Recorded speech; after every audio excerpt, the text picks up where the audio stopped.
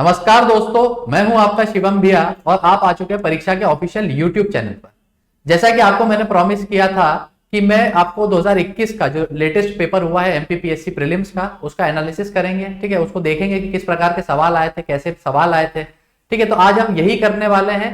और इसके पहले अगर आपने मेरी वीडियोज नहीं देखी है 2022 के प्रीलिम्स में आपको किस प्रकार से सब्जेक्ट जो है वो पढ़ना है, क्या स्ट्रेटेजी जो है वो आपकी होनी चाहिए, बुक लिस्ट क्या होनी चाहिए, तो ये सब वीडियोस जो है वो आप नीचे प्लेलिस्ट में जो है वो जाकर के देख सकते हैं, वहां पर आपको मिल जाएगी। तो चलिए भैया, आज का जो है वो प्रोग्राम अपन शुरू करते हैं, जहां पर हम 2021 का सेट ए का पेपर जो है वो डिस्कस करने वाले हैं आपके साथ। प्रीवियस ईयर पेपर है भैया, ठीक है, जिसको ध्यान में रख करके आप क्या करेंगे, 2022 की अपनी तैयारी जो है वो कर सकते हैं। किस प्रकार के प्रश्न आते हैं, कहां पर आपको ज्यादा फोकस करना है, कहां नहीं करना है। ठीक है, सबसे पहले हम देखें मध्य प्रदेश सामान्य ज्ञान एमपी जीके के प्रश्न देखते हैं कितने बने थे भैया पेपर में। यहां पर पहला सवाल देखते हैं, सूची 1 को सूची 2 से सम्मिलित कीजिए, चयन कीजिए, है ना, और दिए गए कूट का प्रयोग करके सही उत्तर का चयन करना है। यानी कि यहाँ पर दी है सहायक नदियां और यहाँ पर दी है आपको मेन नदियां। अब यहाँ पर जैसे कि आप देख सकते हैं कि कौन सी नदी जो है आपका वो सहायक है और कौन सी नदी जो है वो इसकी मेन नदी है, तो आपको मैच द कॉलम करना है। जैसे आप देख सकते हैं बेतवा नदी जाती है भैया, तो ये यमुना में जाकर के मिल जाती है। शिप्रा नदी की हम बात करें तो शिप्रा नदी जो है वो किस में जाकर के मिलती है, तो भैया ये आपका चंबल नदी में मिल जाती है, रतलाम के पास कहीं। बैन गंगा की बात करते हैं तो बैन गंगा गोदावरी की सहायक नदी है, सी का जो है वो चौथा सही हो जाएगा। तवा नदी की हम बात करते हैं तो ये नर्मदा की सहायक नदी है भैया, जो आपका मंदार वाटरफॉल जो है वो आपको देखने को मिलता है यहीं पर इन दोनों के कॉन्फ्लुएंस पे। ठीक है, नर्मदापुरम के अंदर आपको ये जगह देखने को मिलती है। तो इस प्रकार से आप अगर देखेंगे कि क्या सही क्रम हो गया, तो ए का जो है वो 2 लगाना है, आपको ए का 2 लगाना है, इसी में आपको सही उत्तर मिल जाएगा। पहले का बी जो है वो सही उत्तर हो जाएगा आपका। ठीक है, यानी जितनी चीजें हम पढ़ चुके हैं ना उसी को लिंक करते करते आपको देखना है। तो ये डायरेक्ट सवाल था, इजी सवाल था। अगला सवाल दूसरा, मध्य प्रदेश की जलवायु के संबंध में कौन सी कथन जो है वो सही नहीं है। ठीक है, ये जरूर पढ़ लिया करें आप लोग कि सही है कि नहीं है। यहां पर इनने पूछा है कि नहीं है, देखते हैं कौन कौन से है। सबसे पहले तो दिया है climate of Madhya Pradesh is influenced by the tropic of cancer which passes through the middle of the state. ठीक है, ट्रॉपिक ऑफ कैंसर जरूर जाती है हमारे, कितने से जाती है भैया, 23.5 डिग्री से जाती है नॉर्थ में। ठीक है, तो ये आपको एक दिया हुआ है। Gwalior is an example of subtropical climate with hot summers. ठीक है, तो ग्वालियर के अंदर सब ट्रॉपिकल क्लाइमेट देखने को मिलता है, हॉट समर देखने को मिलती है, ये भी ठीक ठाक ही है भैया। अगला, Madhya Pradesh receive rainfall from both Arabian Sea branch and the Bay of Bengal branch, ये भी ठीक ही है। About 50% of the state rainfall is received by the south west monsoon. अब ये जो 50% of the rainfall south west monsoon की बात कर रहा है, तो अब आपने जब पढ़ा होगा तब देखा होगा ये जितने भी कथन है ऊपर ए बी सी, ये तीनों ही सही है ना, कि हमारे यहाँ ट्रॉपिक ऑफ कैंसर जाती है, बिल्कुल सही बात है। उस कारण से है ना हमारे यहाँ पर जो क्लाइमेट है वो देखने को मिलता है आपको। ग्वालियर यानी नॉर्दर्न एमपी में आपने पढ़ा होगा कि भैया भयंकर गर्मी है और आपकी भयंकर ही ठंडी वहां पर पड़ती है, तो हॉट समर्स की बात कर रहा है, ये भी बिल्कुल सही है। अरेबियन सी ब्रांच और बे ऑफ बंगाल ब्रांच से दोनों ही जगह से जो है वो हमारे यहाँ पर आपको जो वर्षा ऋतु है वो देखने को मिलती है ना। और अगला बता रहा सिर्फ 50% की रेनफॉल हम साउथ वेस्ट मानसून विंड। आपने जब देखा होगा कि ये हमारा अगर है ना भारत का नक्शा होता है तो सबसे पहले जो है वो आपकी जो मानसून विंड्स है जिनको साउथ वेस्ट कहा जाता है, ये आपकी स्ट्राइक करती है यहाँ पर मालाबार पे। मालाबार से एक डायगोनल इधर जाती है, एक जो है वो इधर चली जाती है। इसको अरेबियन सी ब्रांच बोलते हैं, इसको बे ऑफ बंगाल ब्रांच बोलते हैं। तो मध्य प्रदेश में जितनी भी जलवायु जो आपको वर्षा देखने को मिलती है वो इन दोनों ब्रांचेस के कारण, और ये दोनों ब्रांचेस किसकी है, साउथ वेस्ट की ही है।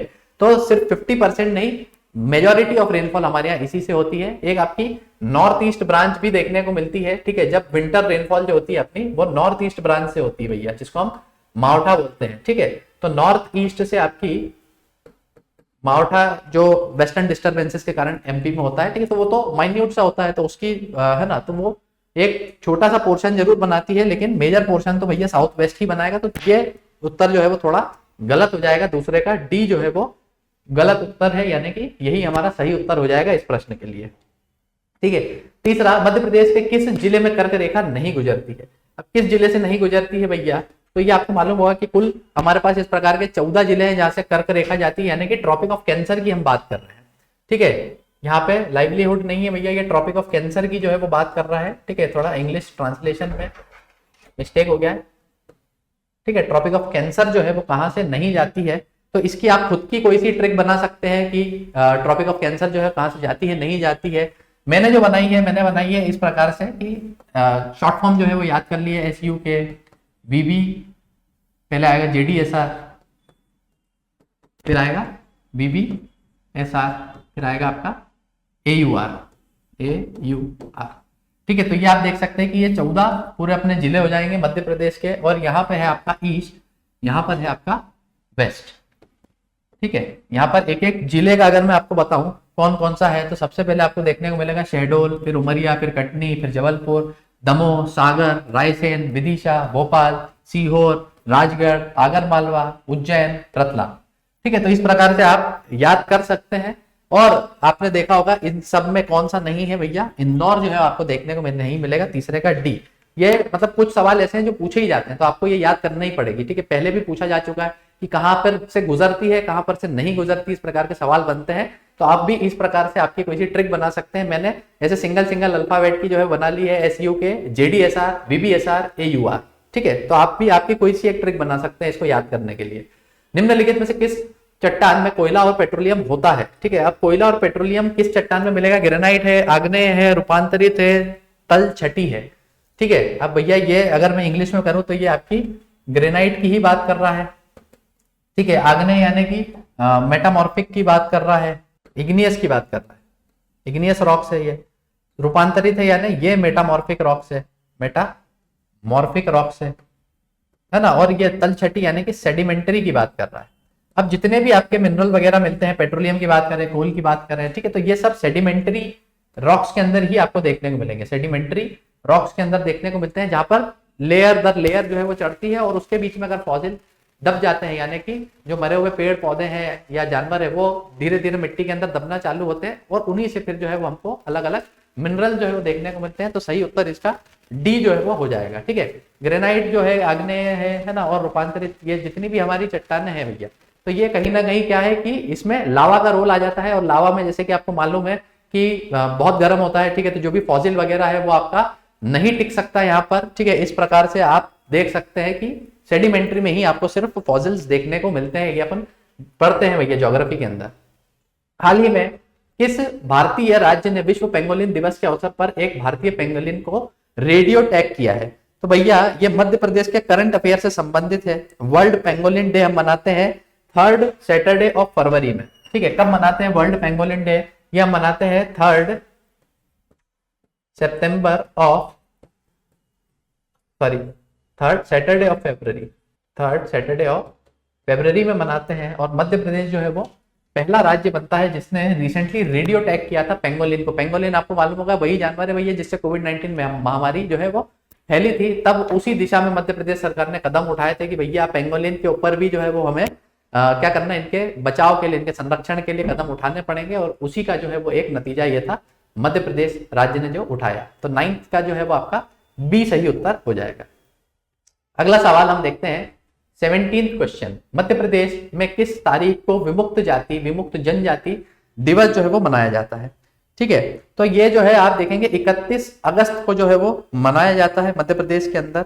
ठीक है, और ये गैर अधिसूचित जातियों के द्वारा जो है वो दिवस मनाया जाता है। 31 अगस्त को जितनी भी हमारी गैर अधिसूचित जातियां हैं, यानी कि जो डीनोटिफाइड हैं, उनके द्वारा जो है वो ये दिवस जो है वो मनाया जाता है। ये भी करंट अफेयर्स का ही टॉपिक है भैया, 17th का A। ठीक है, उसी में आया था ये कि किस दिन से सेलिब्रेट करना चालू किया है, 31 अगस्त से जो है वो सेलिब्रेट करना चालू किया है। श्री राम सहाय पांडे का संबंध किस लोक नृत्य कला से है? अब भैया ये जो है वो मध्य प्रदेश के ही है, और इनको पद्मश्री मिला था 2022 के अंदर। ठीक है, 2022 के अंदर पद्मश्री मिला था, और ये राई नृत्य से संबंधित है। राई आपको मालूम होगा कहाँ का है भैया, बुंदेलखंड का है, बुंदेलखंड का है, जो कि हमारा राजकीय नृत्य भी है भैया। तो राई नृत्य का आपको याद रखना है। ठीक है, कि उसी के राम सहाय पांडे जो है उनको राई नृत्य के लिए क्या मिला था, पद्मश्री पुरस्कार दिया गया था 2022 में, इसीलिए ये न्यूज में है ना। मध्य प्रदेश के जितने भी आपके अवार्डीज होते हैं उनका भी देख सकते हैं आप, डायरेक्टली जो है वो क्वेश्चन आ जाता है। श्रीमती दुर्गाबाई व्याम ये किस ट्राइबल आर्ट से संबंधित है? भैया देखो लगातार एक के बाद एक पद्मश्री से संबंधित आ गए हैं आपके। ठीक है, पद्मश्री से संबंधित 2 प्रश्न एक के बाद एक आए हैं। इसके बाद जो दुर्गाबाई व्याम है इनकी बात करें तो ये गोंड परंपरा से संबंधित है। नाइन्थ का ए, इनको भी 2022 में ही पद्मश्री पुरस्कार मिला है, मध्य प्रदेश की ही है, तो आपको याद रखना है नाइन्थ का ए, 19th का ए देखा हमने। सम्मिलित कीजिए, अब यहाँ पर आपको मिलाना है कि कहां पर कौन सा संभावित उत्पाद आपको देखने को मिलता है। ये बेसिकली जब हम मध्य प्रदेश की कृषि जलवायु पढ़ते हैं तो उसमें ही ये सवाल आपको देखने को मिलेंगे। सबसे पहला है आपका बालाघाट। अब बालाघाट की अगर अपन बात करें तो बालाघाट के अंदर आपको क्या देखने को मिलेगा भैया, यहाँ पर कोदो कुटकी आपको देखने को मिलेगा, ठीक है। तुअर नहीं होती, मिर्च नहीं होती, सागौन नहीं होती, कोदो कुटकी जो है वो जरूर देखने को मिलेगी, है ना। बैतूल के अंदर जो है वो आपको सागौन देखने को मिलेगी, बिल्कुल। खरगोन के अंदर आपको मिर्च एवं मिर्ची उत्पाद जो है वो देखने को मिलते हैं, और नरसिंहपुर के अंदर आपको तुअर दाल एवं गुड़ यानी कि गन्ने की खेती भी होती है भैया वहां पे।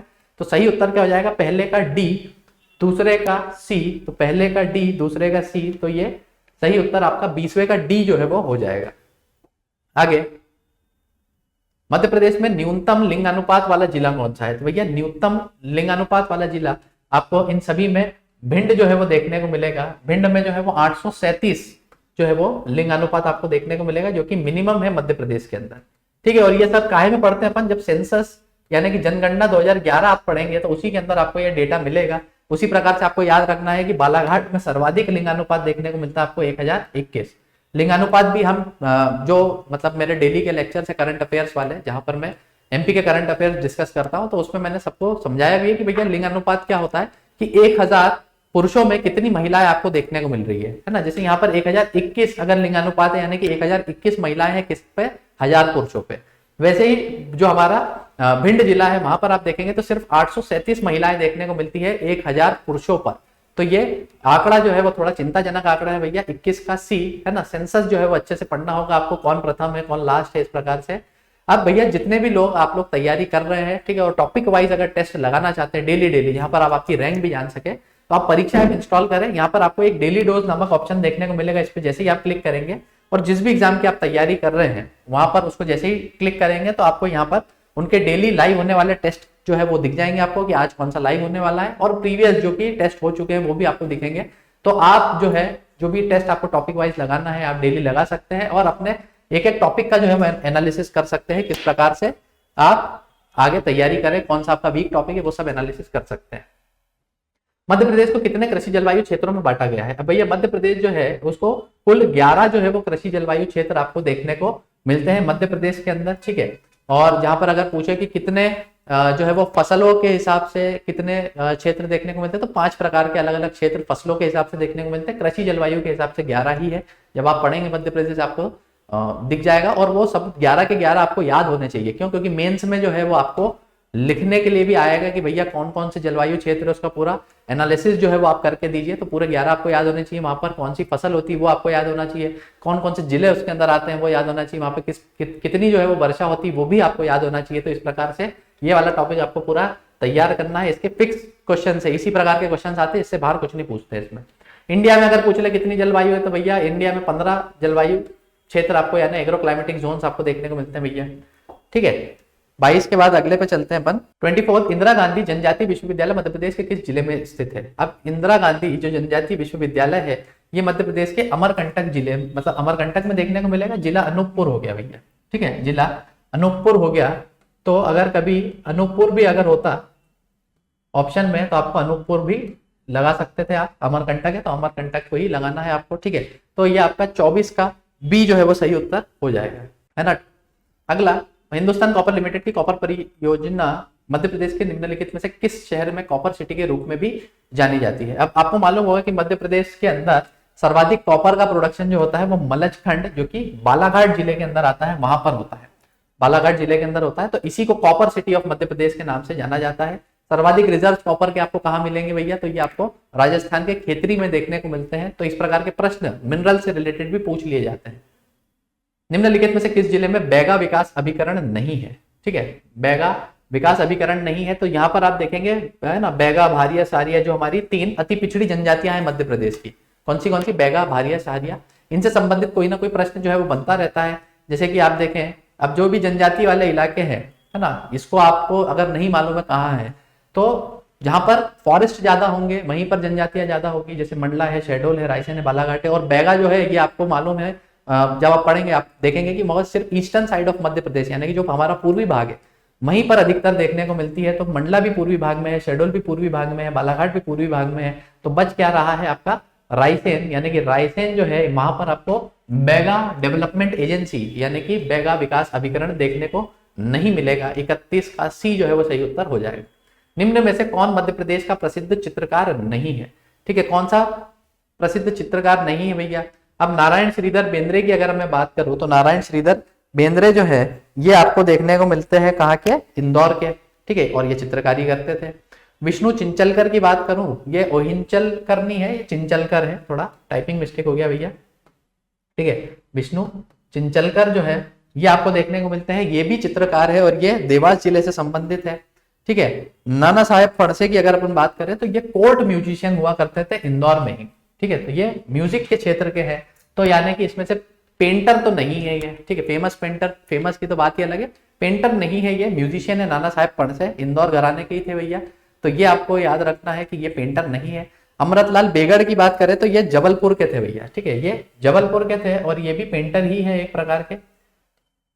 ठीक है, कलाकारी में ही नाम आता है इनका, तो सी सही उत्तर 32 का सी हो जाएगा, नहीं है पूछा है। 33वां मंदाता किस तीर्थ स्थल का प्राचीन नाम था? तो मंदाता जो है आप देखेंगे, मंदाता की गुफाएं आपको जो है वो ओमकारेश्वर में देखने को मिलेंगी, जो कि कहां में आता है भैया? खंडवा जिले में आता है। 33 का बी, ये वही ओमकारेश्वर है जहाँ पे अभी विश्व का सबसे बड़ा फ्लोटिंग सोलर पावर प्लांट लगा रहे 600 मेगावाट का। ठीक है, वही ओमकारेश्वर है जहाँ पे अभी हम स्टैचू ऑफ वननेस शंकराचार्य की जो 108 फीट ऊंची स्टैचू बनने वाली, वो भी यहीं लगने वाली है। क्यों? क्योंकि मंदाता में ही गोविंद गुरु जो उनके गुरु हुआ करते थे शंकराचार्य जी के, ठीक है, गोविंद श्री, उनकी गुफाएं आपको जो है वो देखने को मिलती है कहां पर? मंदाता पर्वत ओमकारेश्वर में। तो 33 का बी जो है वो सही उत्तर हो जाएगा। 34वां, निम्नलिखित में से किस क्षेत्र में तुर्रा कलंगी लोक नाट्य प्रसिद्ध है? अब देखिए भैया, ये जो मध्य प्रदेश के लोक नाट्य वगैरह है, ठीक है, ये सब आपको जो है वो देखने को मिलेंगे, मतलब उससे संबंधित प्रश्न जो है वो पूछ लिए जाते हैं कभी भी कि ये जो हमारा ये वाला लोक नाट्य है, जैसे अभी हमने राई डांस की बात करी थी, तो राई डांस जो है वो बुंदेलखंड का है, लेकिन है ना, उससे भी संबंधित प्रश्न आया। वैसे ही जो लोकल हमारे मतलब मालवा में, निमाड़ में, बुंदेलखंड में अगर कुछ लोकल भी अगर जो है वो आपको लोक नृत्य देखने को मिलते हैं या लोकगीत देखने को मिलते हैं, तो उनसे संबंधित प्रश्न आते हैं। तो आप देखिए जो आपका तुर्रा कलंगी है, तुर्रा कलंगी के अंदर अगर अपन देखें कि कहां कहां पर देखने को मिलता है भैया, तो ये आपको मालवा में भी देखने को मिलता है, नीमाड़ में भी देखने को मिलता है, बुंदेलखंड में भी देखने को मिलता है। ए बी सी तीनों ही उत्तर इसके सही माने गए हैं। ठीक है, ए बी सी तीनों ही उत्तर इसके सही माने गए हैं। और तुर्रा कलंगी की अगर मैं बात करूं तो ये किससे? शिव भक्ति से संबंधित है। ठीक है, शिव भक्ति से संबंधित आपको देखने को मिलता है। जब आप मध्य प्रदेश के लोकगीत लोक नाट्य पढ़ेंगे तब आपको देखने को मिलेगा। ठीक है, और अगर ये देखा जाए तो ये मेवाड़ से, यानी कि जो राजस्थान का मेवाड़ है भैया, वहां से इसका ओरिजिनेशन हुआ है, यानी कि वहीं से जो है ये आगे बढ़ा है, ओरिजिन हुआ है। ठीक है, सर्वप्रथम जो है वो आपको मेवाड़ में जो है वो देखने को मिला था तुर्रा कलंगी, और तुखनगीर और शाह अली करके, ठीक है, तुखन गिर और शाह अली करके आपको दो इसके फाउंडर जो है वो देखने को मिलेंगे। यानी कि ये किसके द्वारा बनाया गया है? तो भैया तुखनगीर और शाह अली करके दो लोग थे। ठीक है, उन्होंने ही ये तुर्रा कलंगी जो है इसकी रचना करी थी। ये क्या है? लोक नाट्य है। ठीक है, और जो कि मेवाड़ से ओरिजिनेट हुआ है। यानी कि अगर प्रश्न में ये भी पूछ ले कि भैया कहाँ कहाँ पे देखने को मिलेगा, तो मध्य प्रदेश में भी देखने को मिलेगा और राजस्थान में भी देखने को मिलेगा, और मालवा, निमाड़, बुंदेलखंड सभी जगह पर जो है वो आपको यहाँ पर मध्य प्रदेश में देखने को मिलेगा। तो 3 उत्तर इसके सही है। ठीक है, डरना नहीं है, 3 उत्तर हो जाते हैं कई बार सही, क्योंकि कुछ क्वेश्चन ऐसे होते हैं कि गलत हो जाते हैं, तो वो आखिरी में फिर आपका जो फाइनल आंसर शीट आती है उसके हिसाब से जो है वो आते हैं। या तो ऐसे प्रश्न कैंसिल हो जाते हैं और या फिर उनके एक से ज्यादा उत्तर सही मान लिए जाते हैं। निम्नलिखित में से किस अभिलेख को विश्व का प्रथम विज्ञापन कहा जाता है? भैया विश्व का प्रथम विज्ञापन आपको जो है वो दासपुर के अंदर देखने को मिलेगा, शिलालेख। ठीक है, 35 का ए जो है वो हो जाएगा। प्रथम विज्ञापन क्यों कहा जा रहा है? क्योंकि भैया एक सिल्क साड़ी के निर्माता थे, उन्होंने क्या किया, एक पत्थर की शिला के ऊपर जो है वो एडवर्टीजमेंट छपवाया था। ठीक है, एक शिला के ऊपर एडवर्टीजमेंट छपवाया था, और ये कब की बात कर रहे हैं हम? 450 एडी की बात कर रहे हैं, या फिर आप इसको कॉमन एरा भी बोलते हैं। ठीक है, यानी कि अभी तो कितना चल रहा है भैया? 2023 चल रहा है अपना ना, 2023, और ये बात कर रहे हैं अपन 450 की। तो आज से करीब करीब आप मान के चलिए कि 1600 साल पहले जो है वो एडवर्टीजमेंट छपना चालू हो गए थे, लेकिन तब पत्थर पे उकेरे जाते थे। 35 का ए। 41 की बात करें, अटल प्रगति पथ का संबंध किससे है? तो ये है ना, कौन से क्षेत्र से है भैया?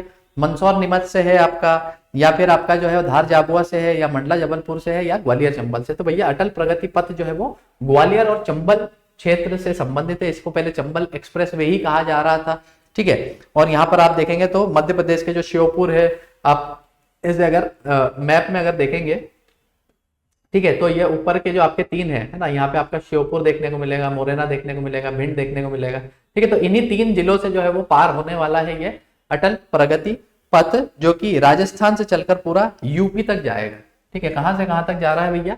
यहाँ पर आप देखेंगे मध्य प्रदेश के यहाँ राजस्थान है, यहाँ पर उत्तर प्रदेश है, तो राजस्थान से यूपी को कनेक्ट करने वाला है।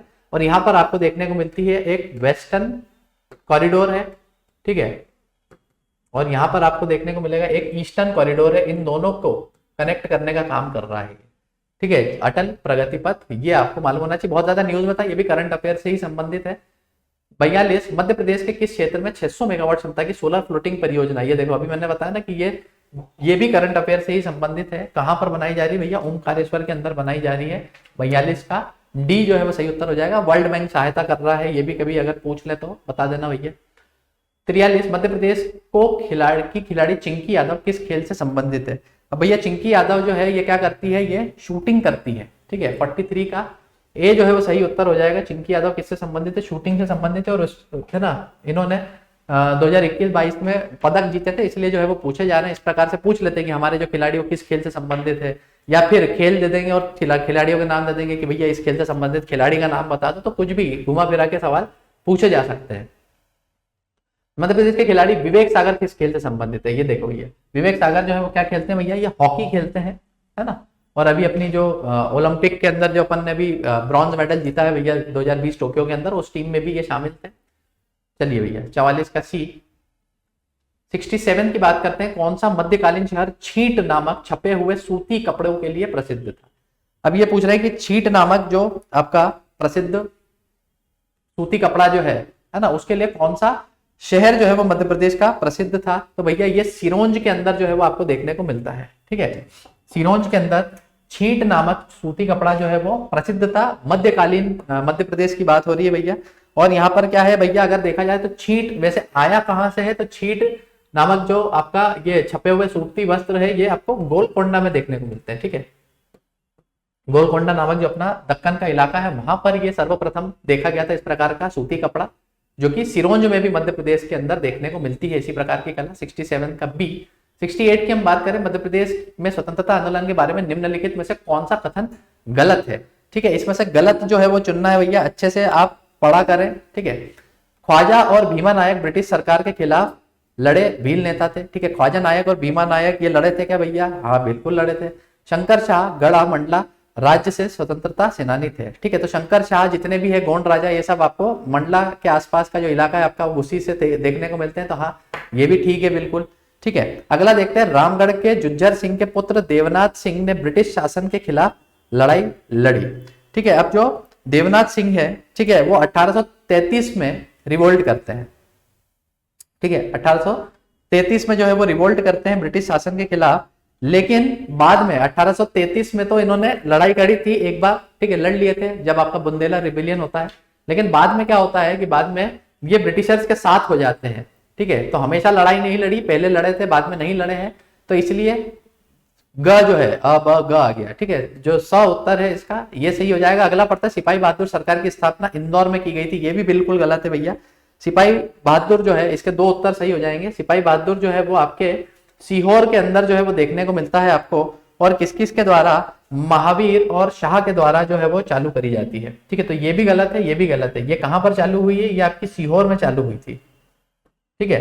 सीहोर में जो है वो एक आपको पैरेलल गवर्नमेंट बना दी गई थी 1857 की क्रांति के समय, ठीक है, भोपाल के पास। किसके किसके द्वारा? महावीर वली के द्वारा और शाह के द्वारा जो है आपको देखने को मिलेगी ये सिपाही सरकार। तो ग, स और ड, सी और डी दोनों ही जो है वो इसके सही उत्तर हो जाएंगे, क्योंकि हमसे इनकरेक्ट ही पूछा है। अगला निम्नलिखित में से किस जिले में गोटमार मेला लगता है? अब भैया गोटमार मेला जो है वो आपने सुना होगा कि जाम नदी के किनारे जो है वो फेमस मेला लगता है छिंदवाड़ा के अंदर। तो 69 का जो है वो जो है वो सही उत्तर हो जाएगा आपका कि गोटमार मेला जो है वो कहाँ लगता है भैया, जाम नदी के किनारे छिंदवाड़ा के अंदर लगता है। और कभी गांव अगर पूछ रहे तो गांव आपको मालूम होना चाहिए, पंडुरना नामक गांव है। ठीक है, पंडुरना नामक गांव है, वहां पर आपको देखने को मिलेगा ये गोटमार मेला। ठीक है, तो मध्य प्रदेश के मेले भी आपको बहुत अच्छे से पढ़ना है और बहुत अलग अलग जगह अलग अलग मेले होते हैं भैया, तो है ना, आपको याद रखने ही पड़ेंगे, आपके पास कोई ऑप्शन नहीं है, सीधा सवाल आता है क्योंकि which of the following column is not correctly match. ठीक है, कौन सा जो है वो इसमें से मैच नहीं किया गया है भैया, वो आपको बताना है। अब हरिशंकर परसई ने हंसते हैं रोते हैं लिखी है, रानी नागफनी की कहानी लिखी है, बिल्कुल सही जवाब है ना। अगला अगर अपन देखें, भवानी प्रसाद गीत फरोश सतपुड़ा के घने जंगल हिम तरंगनी लिखा है। ठीक है, ये थोड़ा डाउटफुल लग रहा है भैया। आगे देखते हैं, गजानन माधव मुक्ति बोध चांद का मुंह टेढ़ा है, कथा का सपना, ये सब इन्होंने लिखा है। केशव दास का रसिक प्रिया है, कवि प्रिया है, ये भी बिल्कुल ठीक है। भवानी प्रसाद जो है उन्होंने हिम तरंगिनी नहीं लिखा है, ये किसने लिखा है? माखन लाल चतुर्वेदी साहब ने लिखा है। ठीक है, माखन लाल चतुर्वेदी जो है उन्होंने हिम तरंगिनी, हिम किरटनी, इस प्रकार के जो है वो रचनाएं की है। तो बी 70 का बी जो है वो सही उत्तर हो जाएगा। जितने भी हमारे यहाँ के जो है राइटर्स निकले हैं उनके बारे में भी आपको याद रखना पड़ेगा, किस जिले के थे, कौन से उन्होंने रचनाएं की है। मध्य प्रदेश के निम्नलिखित में से कौन से राज्यपाल भारत की संविधान सभा के सदस्य नहीं रहे हैं? ठीक है, इसमें से कौन जो है वो संविधान सभा का सदस्य नहीं रहा है? तो जो मध्य प्रदेश के थे, लेकिन मध्य प्रदेश के राज्यपाल, भैया राज्यपालों से संबंधित तो इतने प्रश्न आते हैं, हर साल ही आते हैं। ठीक है, क्यों? क्योंकि राज्यपालों का नाम जनरली हम लोग याद रखते नहीं है, याद हो नहीं पाते हैं, और वो कनेक्ट करके पूछते हैं राज्यपालों से। तो इसलिए राज्यपाल की जो सूची है भैया उसको भी आपको याद रखना पड़ेगा कि इसके कार्यकाल में क्या हुआ है। अगर आप देख पाए, उसको भी अगर एनालिसिस कर पाए, क्योंकि ये किताब में नहीं मिलेगा आपको, एक एक राज्यपाल का नाम गूगल करके जो है वो उनसे संबंधित अगर कोई विशेष घटनाएं हुई है तो वो देखनी पड़ेगी। ठीक है, अब यहाँ पर अगर अपन देखें तो जो पटस्कर दिख रहे हैं और जो रेड्डी दिख रहे हैं, ठीक है, एचवी पटस्कर साहब है और केसी रेड्डी साहब है, ये दोनों ही जो है वो आपको संविधान सभा के सदस्य नहीं देखने को मिलेंगे। ठीक है, और ये वाला प्रश्न जो है वो डिलीट भी करा दिया गया था। ठीक है, ये डिलीटेड प्रश्न है भैया, डिलीट क्यों कराया इसका अपने को कोई आइडिया नहीं है, लेकिन डिलीट करा दिया गया था ये प्रश्न। ठीक है, तो इस प्रकार के प्रश्न आते हैं, यही बताने के लिए जो है वो मैंने आपको ये क्वेश्चन रखा था भैया। ठीक है, आगे चलते हैं। मध्य प्रदेश के निम्नलिखित मुख्यमंत्रियों में से किसने अपने कार्यकाल के दौरान मध्य प्रदेश विधानसभा में सदन के नेता का पद नहीं संभाला है? ठीक है, यानी कि ये बात कर रहे हैं कि ऐसे नेता, ठीक है, ऐसे नेता जिन्होंने मुख्यमंत्री तो बने थे लेकिन कभी भी जो है वो सदन के नेता जो है वो नहीं रहे हैं।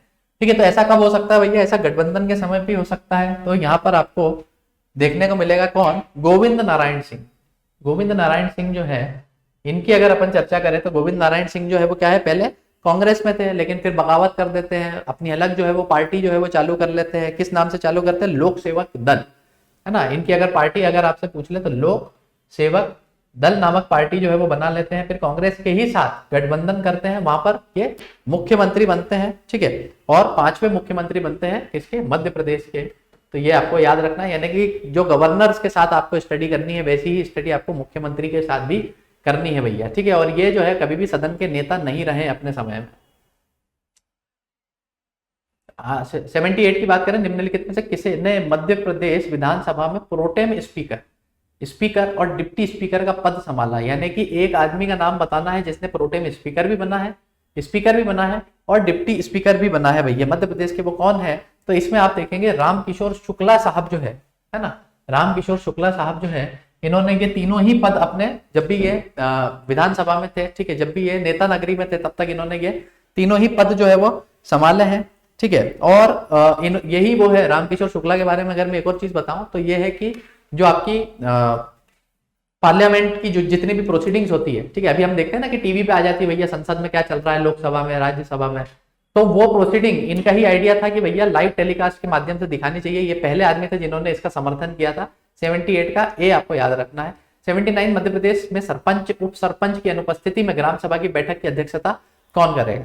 अब भैया इसमें यह पूछ रहा है कि अगर ग्राम सभा के अंदर पंचायत जो आपके सरपंच है वो भी नहीं है, डिप्यूटी सरपंच है वो भी नहीं है, तब अध्यक्षता किसके हाथ में आएगी?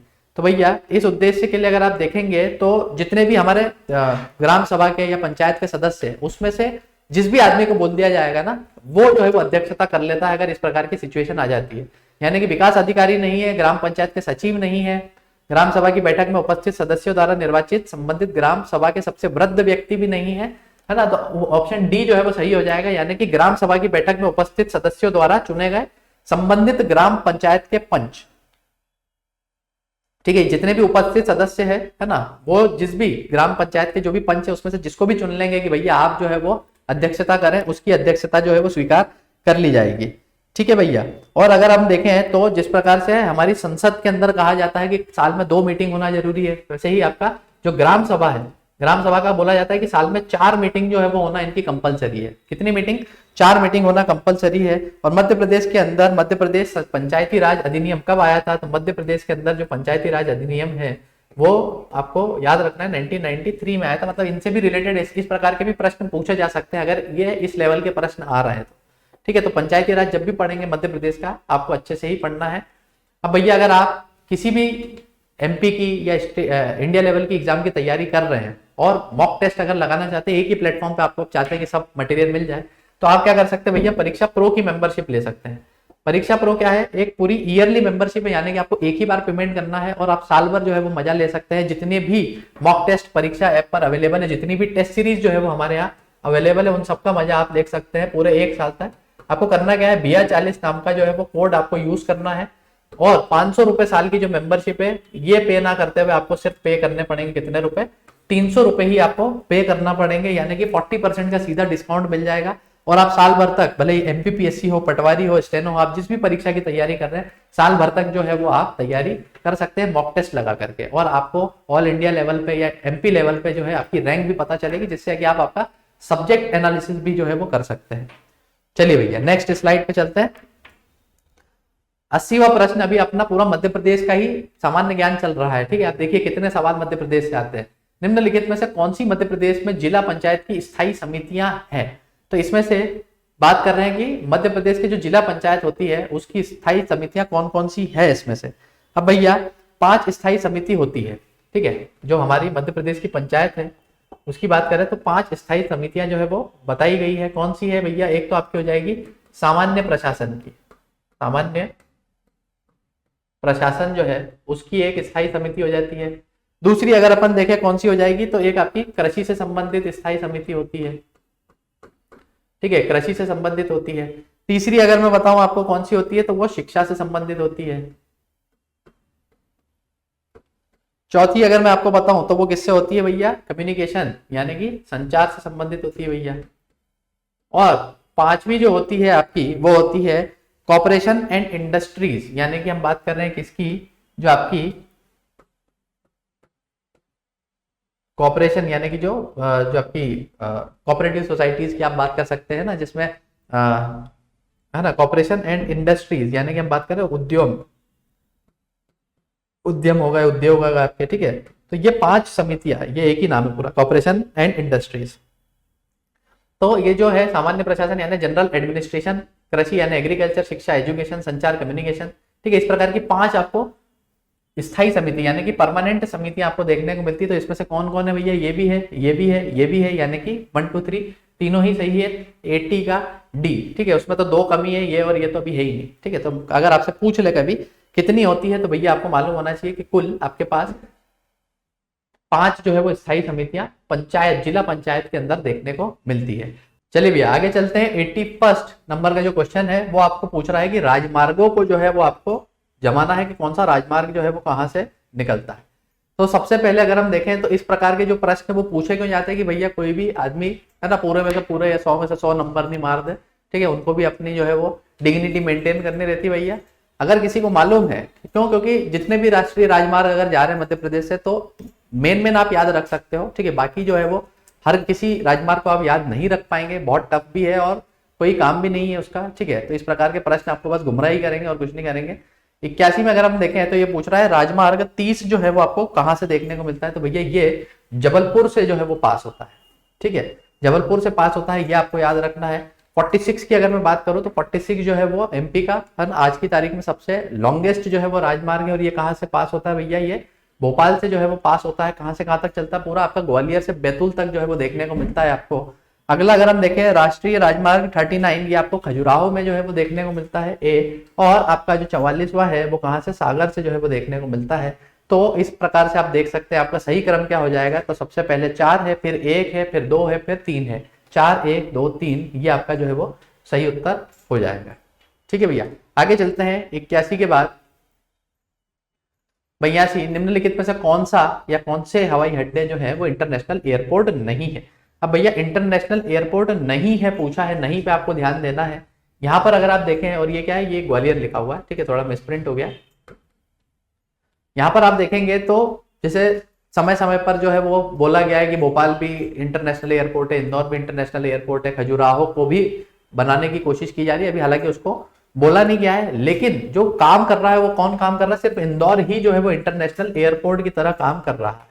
ठीक है, अगर सिर्फ इंदौर ही इंटरनेशनल की तरह काम कर रहा है, यानी कि बचा हुआ 1 3 और 4 तीनों ही जो है वो गलत होने चाहिए, जो इंटरनेशनल नहीं है। ठीक है, लेकिन इस प्रश्न को जो है वो बाद में डिलीट कर दिया गया। क्यों? क्योंकि क्लियर नहीं पूछा गया है कि जिनको भैया इंटरनेशनल का दर्जा दे दिया है या जहां पर सही में इंटरनेशनल फ्लाइट जो है वो आ रही है। ठीक है, कंफ्यूजन बहुत था, इसलिए इस प्रश्न को जो है वो डिलीट कर दिया गया है 82 को। आगे चलते हैं 83rd प्रश्न, ये भी मध्य प्रदेश से संबंधित है। कौन सा स्थान या जिला थर्मल पावर स्टेशन से नहीं जुड़ा है? तो ये सारणी में आपने पढ़ा होगा कौन सा है भैया, जो आपका सतपुड़ा पावर प्लांट देखने को मिलता है। ठीक है, तो यहां पर है। अमरकंटक के अंदर आपको अमरकंटक नाम से ही देखने को मिलेगा, यहां पर भी है। बीरसिंहपुर के अंदर आपको संजय गांधी पावर प्लांट देखने को मिलेगा, तो यहां पर भी पावर प्लांट है। कहां पर नहीं है? डोंगलिया मुंडी खरगोन में कोई भी पावर प्लांट नहीं है। 83 का डी जो है वो सही उत्तर हो जाएगा, है ना। नॉट पूछा है, नॉट जरूर पढ़ना आप लोग। निम्नलिखित में से कौन सा युग्म सही सुमेलित नहीं है, यानी कि भैया इसमें से कौन सा जो है वो गलत मैच हुआ है वो बताना है आपको। तो यहाँ पर आप देखें, जो बरगी परियोजना है वो जबलपुर की ही है, रानी अवंतीबाई सागर जिसका नाम है। तवा परियोजना होशंगाबाद की है, बिल्कुल ये भी सही है। मटियारी बांध परियोजना मंडला की है, ये भी बिल्कुल सही है। बरना घाटी उज्जैन में नहीं है, ये कहां पर है भैया? रायसेन के अंदर देखने को मिलेगी।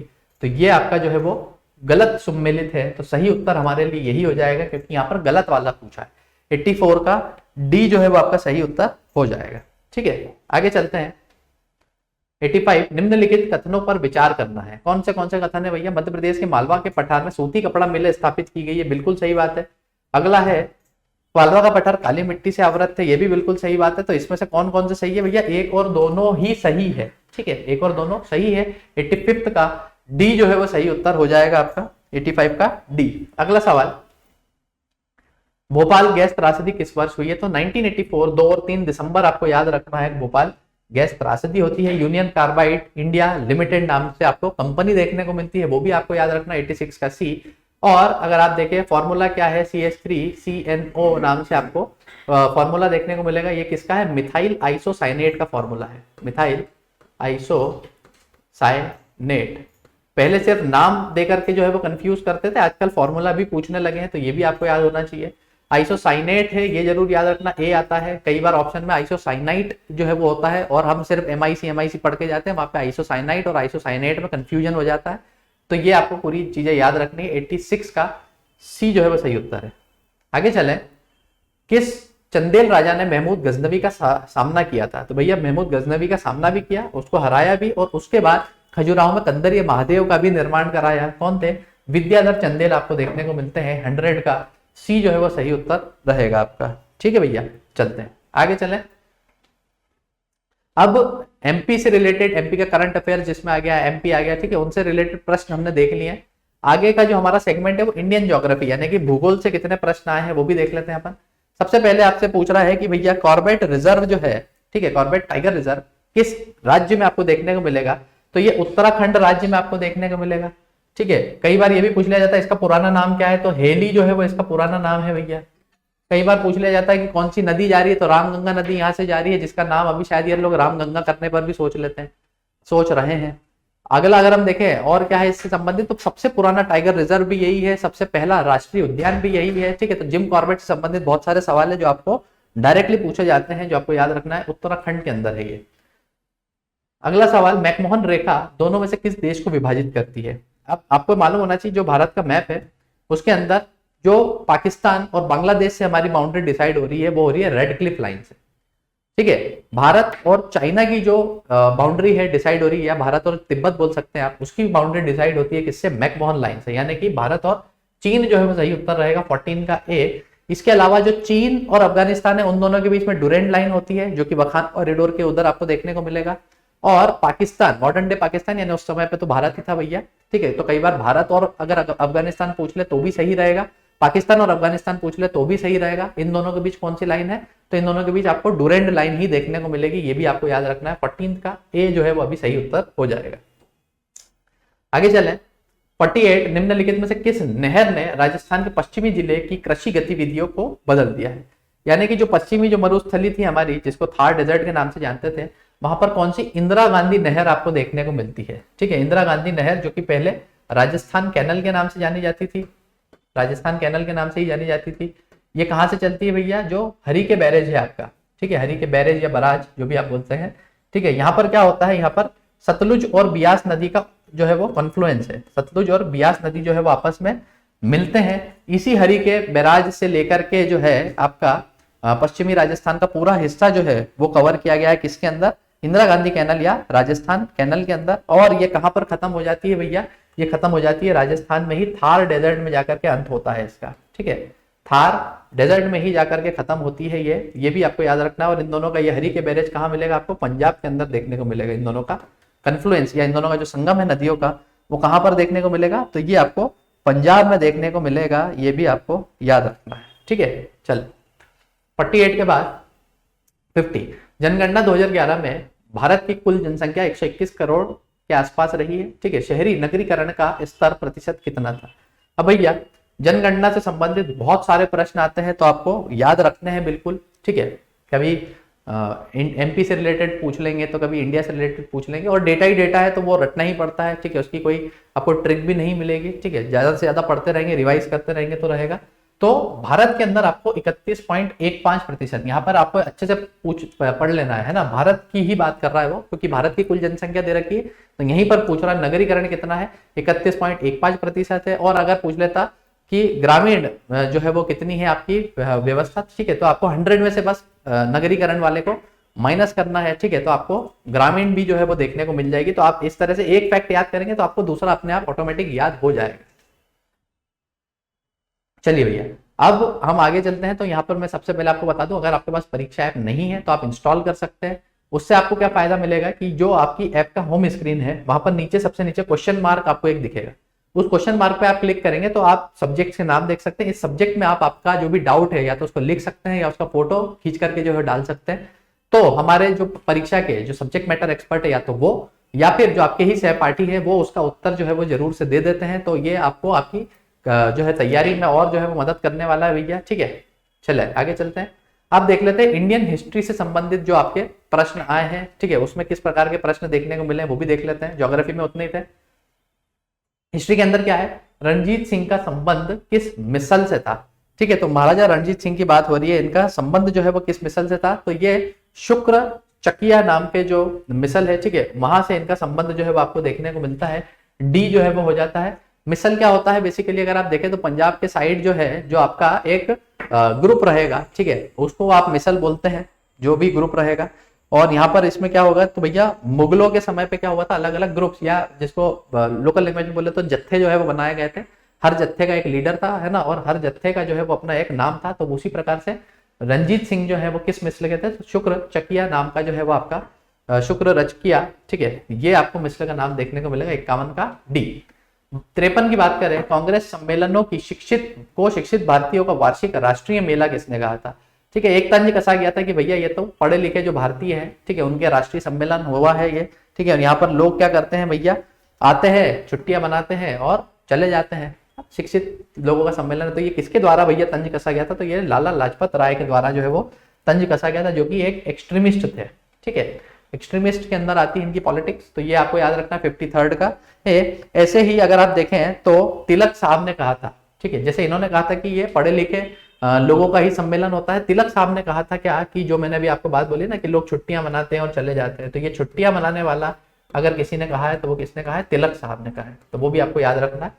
पढ़े लिखों का सम्मेलन लाला लाजपत राय ने कहा है। कांग्रेस जो है वो एक छुट्टियों मनाने वाला सम्मेलन, जो उसके सम्मेलन होते हैं, वो तिलक साहब ने कहा है। महात्मा गांधी ने किस आश्रम में दांडी यात्रा प्रारंभ की थी, तो भैया ये तो सबको मालूम है, साबरमती से चलकर जो है वो दांडी तक पहुंचती है। तो किस आश्रम से, बहुत आसान सवाल, 54 का ए जो है वो आपको याद रखना है कि साबरमती जो आपकी दांडी मार्च है वो यहीं से जो है वो शुरू हुई है। और कई बार जो है वो डेट भी पूछ लेते भैया, तो 12 मार्च 1930 जो है वो भी आपको याद रखना है कि 12 मार्च को जो है 1930 में ये चालू हुई थी यात्रा, ठीक है। और 6 अप्रैल को जो है वो कहाँ पहुंच जाती, दांडी पहुंच जाती 1930 में ही, तो ये भी याद रखना है। और दांडी में ही उन्होंने फिर नमक उठा करके जो है वो किसकी, आपका जो है ना, नमक उठा करके आपका जो सविनय अवज्ञा आंदोलन है, ठीक है, उसकी जो है वो शुरुआत कर दी थी उन्होंने। आगे चलते हैं 55वां, डलहौजी के व्यवगत सिद्धांत, यानी कि बात करें डॉक्ट्रिन ऑफ ओमिजन, ठीक है। डॉक्ट्रिन ऑफ ओमिजन नहीं है भैया, डॉक्ट्रिन ऑफ लैप्स से मिसप्रिंट हो गया है, ठीक है। डॉक्ट्रिन ऑफ लैप्स की बात कर रहे हैं, यानी कि हड़प का जो सिद्धांत था उसकी बात कर रहे हैं, ठीक है। ये व्यवगत नहीं है, हड़प है, ठीक है। हड़प के सिद्धांत की बात कर रहे हैं। तो ये अगर देखें तो कौन सा जो है वो पहला राज्य आपको देखने को मिलता है जिस पर ये लागू किया गया था, तो भैया सतारा के ऊपर जो है सबसे पहले लागू किया था, है ना। कम से कम आपको टॉप 3 टॉप 5 याद रखने हैं। सतारा के बाद आपका जैतपुर आता है, संबलपुर आता है, फिर उदयपुर आता है, भगत आता है ना, झांसी आता है। तो इस प्रकार से आपको क्रम भी जो है वो याद रखना है। कई बार क्रम भी जो है वो जमाने के लिए पूछ लिया जाता है। 55 का डी। 66वां प्रश्न फिर हिस्ट्री से है, मालवा संवत को इस नाम से भी जाना जाता है। मालवा नहीं, मालव संवत है, सॉरी। मालव संवत को किस नाम से और जाना जाता है, तो भैया इसको कृत संवत बोल सकते हैं, या फिर आप इसको जो है वो विक्रम संवत भी बोल सकते हैं, या फिर आप इसको मालव संवत भी बोल सकते हैं। तो 66 का बी जो है वो सही उत्तर हो जाएगा आपका। और आपको ये भी याद रखना है, जिस प्रकार से आप साका संवत या शक संवत जो है वो याद रखते हैं कि वो है ना, जैसे शक संवत या जिसको शाखा बोला जाता है, ठीक है, जो कि किसके द्वारा भैया, भारत सरकार के द्वारा आज भी यूज किया जाता है, उसका आपने ईयर याद रखना है 78 CE। वैसे ही जो कृत है, मालव है, विक्रम है, ठीक है, इसका भी ईयर आपको याद रखना है। ये चालू हुआ है 57 BC से, ठीक है, 57 BC से। BC यानी कि आपको क्या करना पड़ेगा, अभी जो भी चल रहा है, ठीक है, उसमें 57 को आपको क्या करना पड़ेगा, ऐड करना पड़ेगा, तो आपका जो है वो क्या आ जाएगा, कृत संवत आपको मालूम पड़ जाएगा, ठीक है। तो ये BC यानी कि जो जीरो है ना, BC से पहले हम कहाँ जाएंगे, जीरो जाएंगे, जीरो के बाद जो है वो आपका AD या CE चालू होगा, जो कि अभी चल रहा है अपना 2023 जो चल रहा है, ठीक है। ये AD और CE में आता है, ठीक है। तो यहाँ से इतना तो आपका 2023 तक का साल हो गया, ठीक है। पीछे आपको 57 और देखने को मिलेंगे, तो उसको आपको ऐड करना पड़ेगा। तो जो निकल करके आएगा दोनों ईयर को जोड़ने के बाद, तो वो आपका कृत संवत या मालव संवत या विक्रम संवत देखने को मिलेगा। और वैसे ही ये जो 78 CE है, ठीक है, तो ये जीरो के तो आगे ही है अपन 78 में, यहां से आगे जाएंगे तो 2023 आपको देखने को मिलेगा। तो यानी 2023 में से आप 78 माइनस करेंगे तो शाका संवत के हिसाब से डेट आपको देखने को मिल जाएगी। तो इस प्रकार से डेट निकाली जाती है। भारत सरकार की जो भी ऑफिशियल गजट आते हैं उसमें आपको इसी के हिसाब से डेट देखने को मिलेगी, ठीक है। और मालव संवत, विक्रम संवत आपको याद रखना है, क्यों, क्योंकि मध्य प्रदेश ही संबंधित है भैया। ऐसा कहा जाता है कि जो विक्रमादित्य वो इसी दिन जो है वो तख्त पर बैठे थे, इसलिए विक्रम संवत, मालव संवत, कृत संवत के नाम से इसको जानते हैं। मुद्रा राक्षसा के लेखक कौन है भैया, ठीक है। तो मुद्रा राक्षसम नामक जो आपके प्ले है, ठीक है, इसके लेखक आपको कौन देखने को मिलते हैं, तो विशाख दत्त जो है वो आपको देखने को मिलते हैं, जो कि गुप्त काल से संबंधित है भैया। 96 का सी जो है वो सही उत्तर रहेगा। गुप्त काल यानी कि हम गुप्ता पीरियड की बात कर रहे हैं, ठीक है। आगे चलते हैं 97, सिंधु सभ्यता के प्राप्त मुहरों में कौन कौन से वृक्ष की आकृति आपको मिलती है, ठीक है। कौन कौन से वृक्ष, the shape of which has been found on the seal of Indus civilization, ठीक है। तो इसमें से आपको इंडस सिविलाइजेशन में कौन सा देखने को मिलता है भैया, तो एक ही देखने को मिलता है, पीपल का पेड़, ठीक है। पीपल का पेड़ जो है वो आपको देखने को मिलता है। जो सिंधु घाटी सभ्यता की जितनी भी मोहर है या सील है उसके अंदर पीपल का पेड़ यानी कि बेनियन ट्री आपको देखने को मिलेगा। 97 का बी जो है वो सही उत्तर हो जाएगा। 98, किसका प्रशासकीय प्रणाली की अद्वितीय विशेषता ग्राम स्वायत्त का विकास थी, ठीक है। यानी कि विलेज ऑटोनॉमी हमको इनमें से किस जो है वो शासक या डायनेस्टी के दौरान जो है वो आपको देखने को मिलेगी, तो चोल जो थे वो जाने जाते हैं किसके लिए, विलेज ऑटोनॉमी देने के लिए, ठीक है। जो अभी आज की तारीख में हम पंचायत जैसी व्यवस्था देख रहे हैं, तो वो चोल शासकों के अंतर्गत हमको सबसे पहले देखने को मिली थी। और किसके अंदर, उत्तरा मेरूर करके आपको एक शिलालेख देखने को मिलता है, यानी कि हम बात कर रहे हैं उत्तरा मेरूर इंस्क्रिप्शन की। इसी के अंदर हमको जानकारी मिलती है कि गांव वाले क्या करते थे भैया, जो भी पढ़े लिखे लोग हैं, ठीक है, उनका नाम एक चिट्ठी में रखते थे, एक बाउल में, और जो भी कोई बच्चा होता था उसको बोलते थे एक नाम निकाल लो। तो इस प्रकार से अलग अलग काम जो है वो लोगों के बीच में बांटे जाते थे, ठीक है, लक्की ड्रॉ के माध्यम से। लेकिन विलेज ऑटोनॉमी जो है वो शासकों ने दे रखी थी कि गांव वाले खुद ही जो है वो अपने आप को रूल करेंगे। 99, एलोरा और एलिफेंटा के स्थल किस काल के हैं? तो भैया एलोरा और एलिफेंटा जो है ये आपको या है ना दोनों ही राष्ट्रकूटों के समय जो है वो देखने को मिलेंगे। और राष्ट्रकूट जो है ना, ये आखिरी जो है राजा थे जिन्होंने जैनी जो है जैनिज्म उसको संरक्षित किया है, ये भी आपको याद रखना है। राष्ट्रकूट में ही आपको कृष्णा प्रथम जो है वो भी याद रखना है। कृष्णा प्रथम कौन थे भैया? जिन्होंने आपका जो मोनोलिथिक यानी कि जो पत्थर को चट्टान को काट करके कैलाशनाथ टेम्पल जो बनाया गया है कहां पर, एलोरा के अंदर, वो भी आपको यहीं पर देखने को मिलेगा। ठीक है, तो ये भी आपको याद रखना है। और ये भी याद रखना है कि आपका जो एलोरा एलिफेंटा है यहाँ पर आपको हिंदुइज्म, जैनिज्म, बुद्धिज्म तीनों के ही जो है वो प्रमाण देखने को मिलेंगे। ठीक है, 99 का सी जो है वो याद रखना है। आगे चलते हैं भैया। तो अब हमारे पास वर्ल्ड यानी कि विश्व से संबंधित जो है वो हम देख लेते हैं कौन कौन से प्रश्न आए थे। विश्व में भी हिस्ट्री, ज्योग्राफी, ठीक है, या करंट अफेयर्स में भी अगर कुछ रहेगा तो वो सब मिक्स रहेगा यहाँ पे। ठीक है, उसको अपन ने अलग अलग नहीं किया है। वर्ल्ड से रिलेटेड क्या क्या था भैया? WHO की स्थापना कब हुई है? बहुत इंपॉर्टेंट प्रश्न है। ठीक है, घूम फिर के कई बार आता ही रहता है। तो ये आपको 7 अप्रैल 1948 को जो है वो देखने को मिलेगी। ठीक है, जिसके हेडक्वार्टर जिनेवा के अंदर देखने को मिलेंगे। आपको ये पूरा आपको याद रखना है। जितनी भी आपको जो भी वर्ल्ड लेवल की जितनी भी ऑर्गेनाइजेशन है, ठीक है, जो UN के अंदर आती है, नहीं आती है, वर्ल्ड बैंक, IMF, इन सबसे रिलेटेड सवाल जो है घूम फिर करके आते रहते हैं। करंट अफेयर से भी हो सकते हैं वो सवाल भैया। अगला है सार्गेसो सागर आपको कहाँ देखने को मिलेगा? अब सार्गेसो सागर जो है ये आप देखेंगे तो नॉर्थ अटलांटिक के अंदर जो है वो आपको देखने को मिलेगा ये। ठीक है, तो उत्तर अटलांटिक महासागर 11 का जो है वो ए हो जाएगा आपका। ठीक है, और इसको कहा जाता है क्या कि जो ओशन करंट्स होते हैं, ठीक है, ओशन करंट्स का एक गायर बनता है यहाँ पे। ठीक है, ओशन करंट्स का एक गायर बनता है। गायर का मतलब क्या होता है? ठीक है, हम बात कर रहे हैं गायर, या अंग्रेजी में अगर देखें तो इस तरह से लिखा जाता है, यानी कि एक करंट आपको ऐसा भी देखने को मिलता है, एक करंट आपको ऐसा देखने को मिलता है, एक करंट ऐसा देखने को मिलता है। ठीक है, तो एक भंवर टाइप का आपको ओशन करंट्स जो है वो देखने को मिलेंगे। और उनके बीच में जो है वो एक प्रकार का क्या है, पानी स्थिर हो गया है। ठीक है, जब अलग अलग डायरेक्शन से जो है वो आपको ओशन करंट्स देखने को मिलेंगे तो उस टाइम पे क्या होता है, जो बीच का पानी है वो स्थिर हो जाता है। और यहाँ पर आपको 4 अलग अलग ओशन करंट जो है वो देखने को मिलते हैं। एक आपका नॉर्थ अटलांटिक ओशन करंट जो है वो देखने को मिलता है। ठीक है, दूसरा आपको जो है वो नॉर्थ इक्वेटोरियल जो है वो ओशन करंट देखने को मिलता है। तीसरा आपको जो है वो कौन सा, कैनरी करंट जो है वो देखने को मिलता है। चौथा अगर अपन देखें तो गल्फ स्ट्रीम, ठीक है, जो कि fastest moving warm water stream है वो देखने को मिलता है। ठीक है, गल्फ स्ट्रीम। तो इन चारों करंट्स के बीच में जो है वो एक ऐसा क्षेत्र डेवलप हो गया है जहां पर पानी स्थिर रहता है, बिल्कुल कहीं भी फ्लो नहीं कर रहा है। और वहां पर सार्गेसो सी आपको देखने को मिलती है, जहां पर एक अलग प्रकार की आपको एल्गी जो है वो देखने को मिलेगी। ठीक है, तो इसीलिए ये भी भैया है ना जीके का सवाल बन जाता है 11 का ए। अगला 12 निम्नलिखित में से किस जलमार्ग का अधिक आर्थिक और सामरिक महत्व है?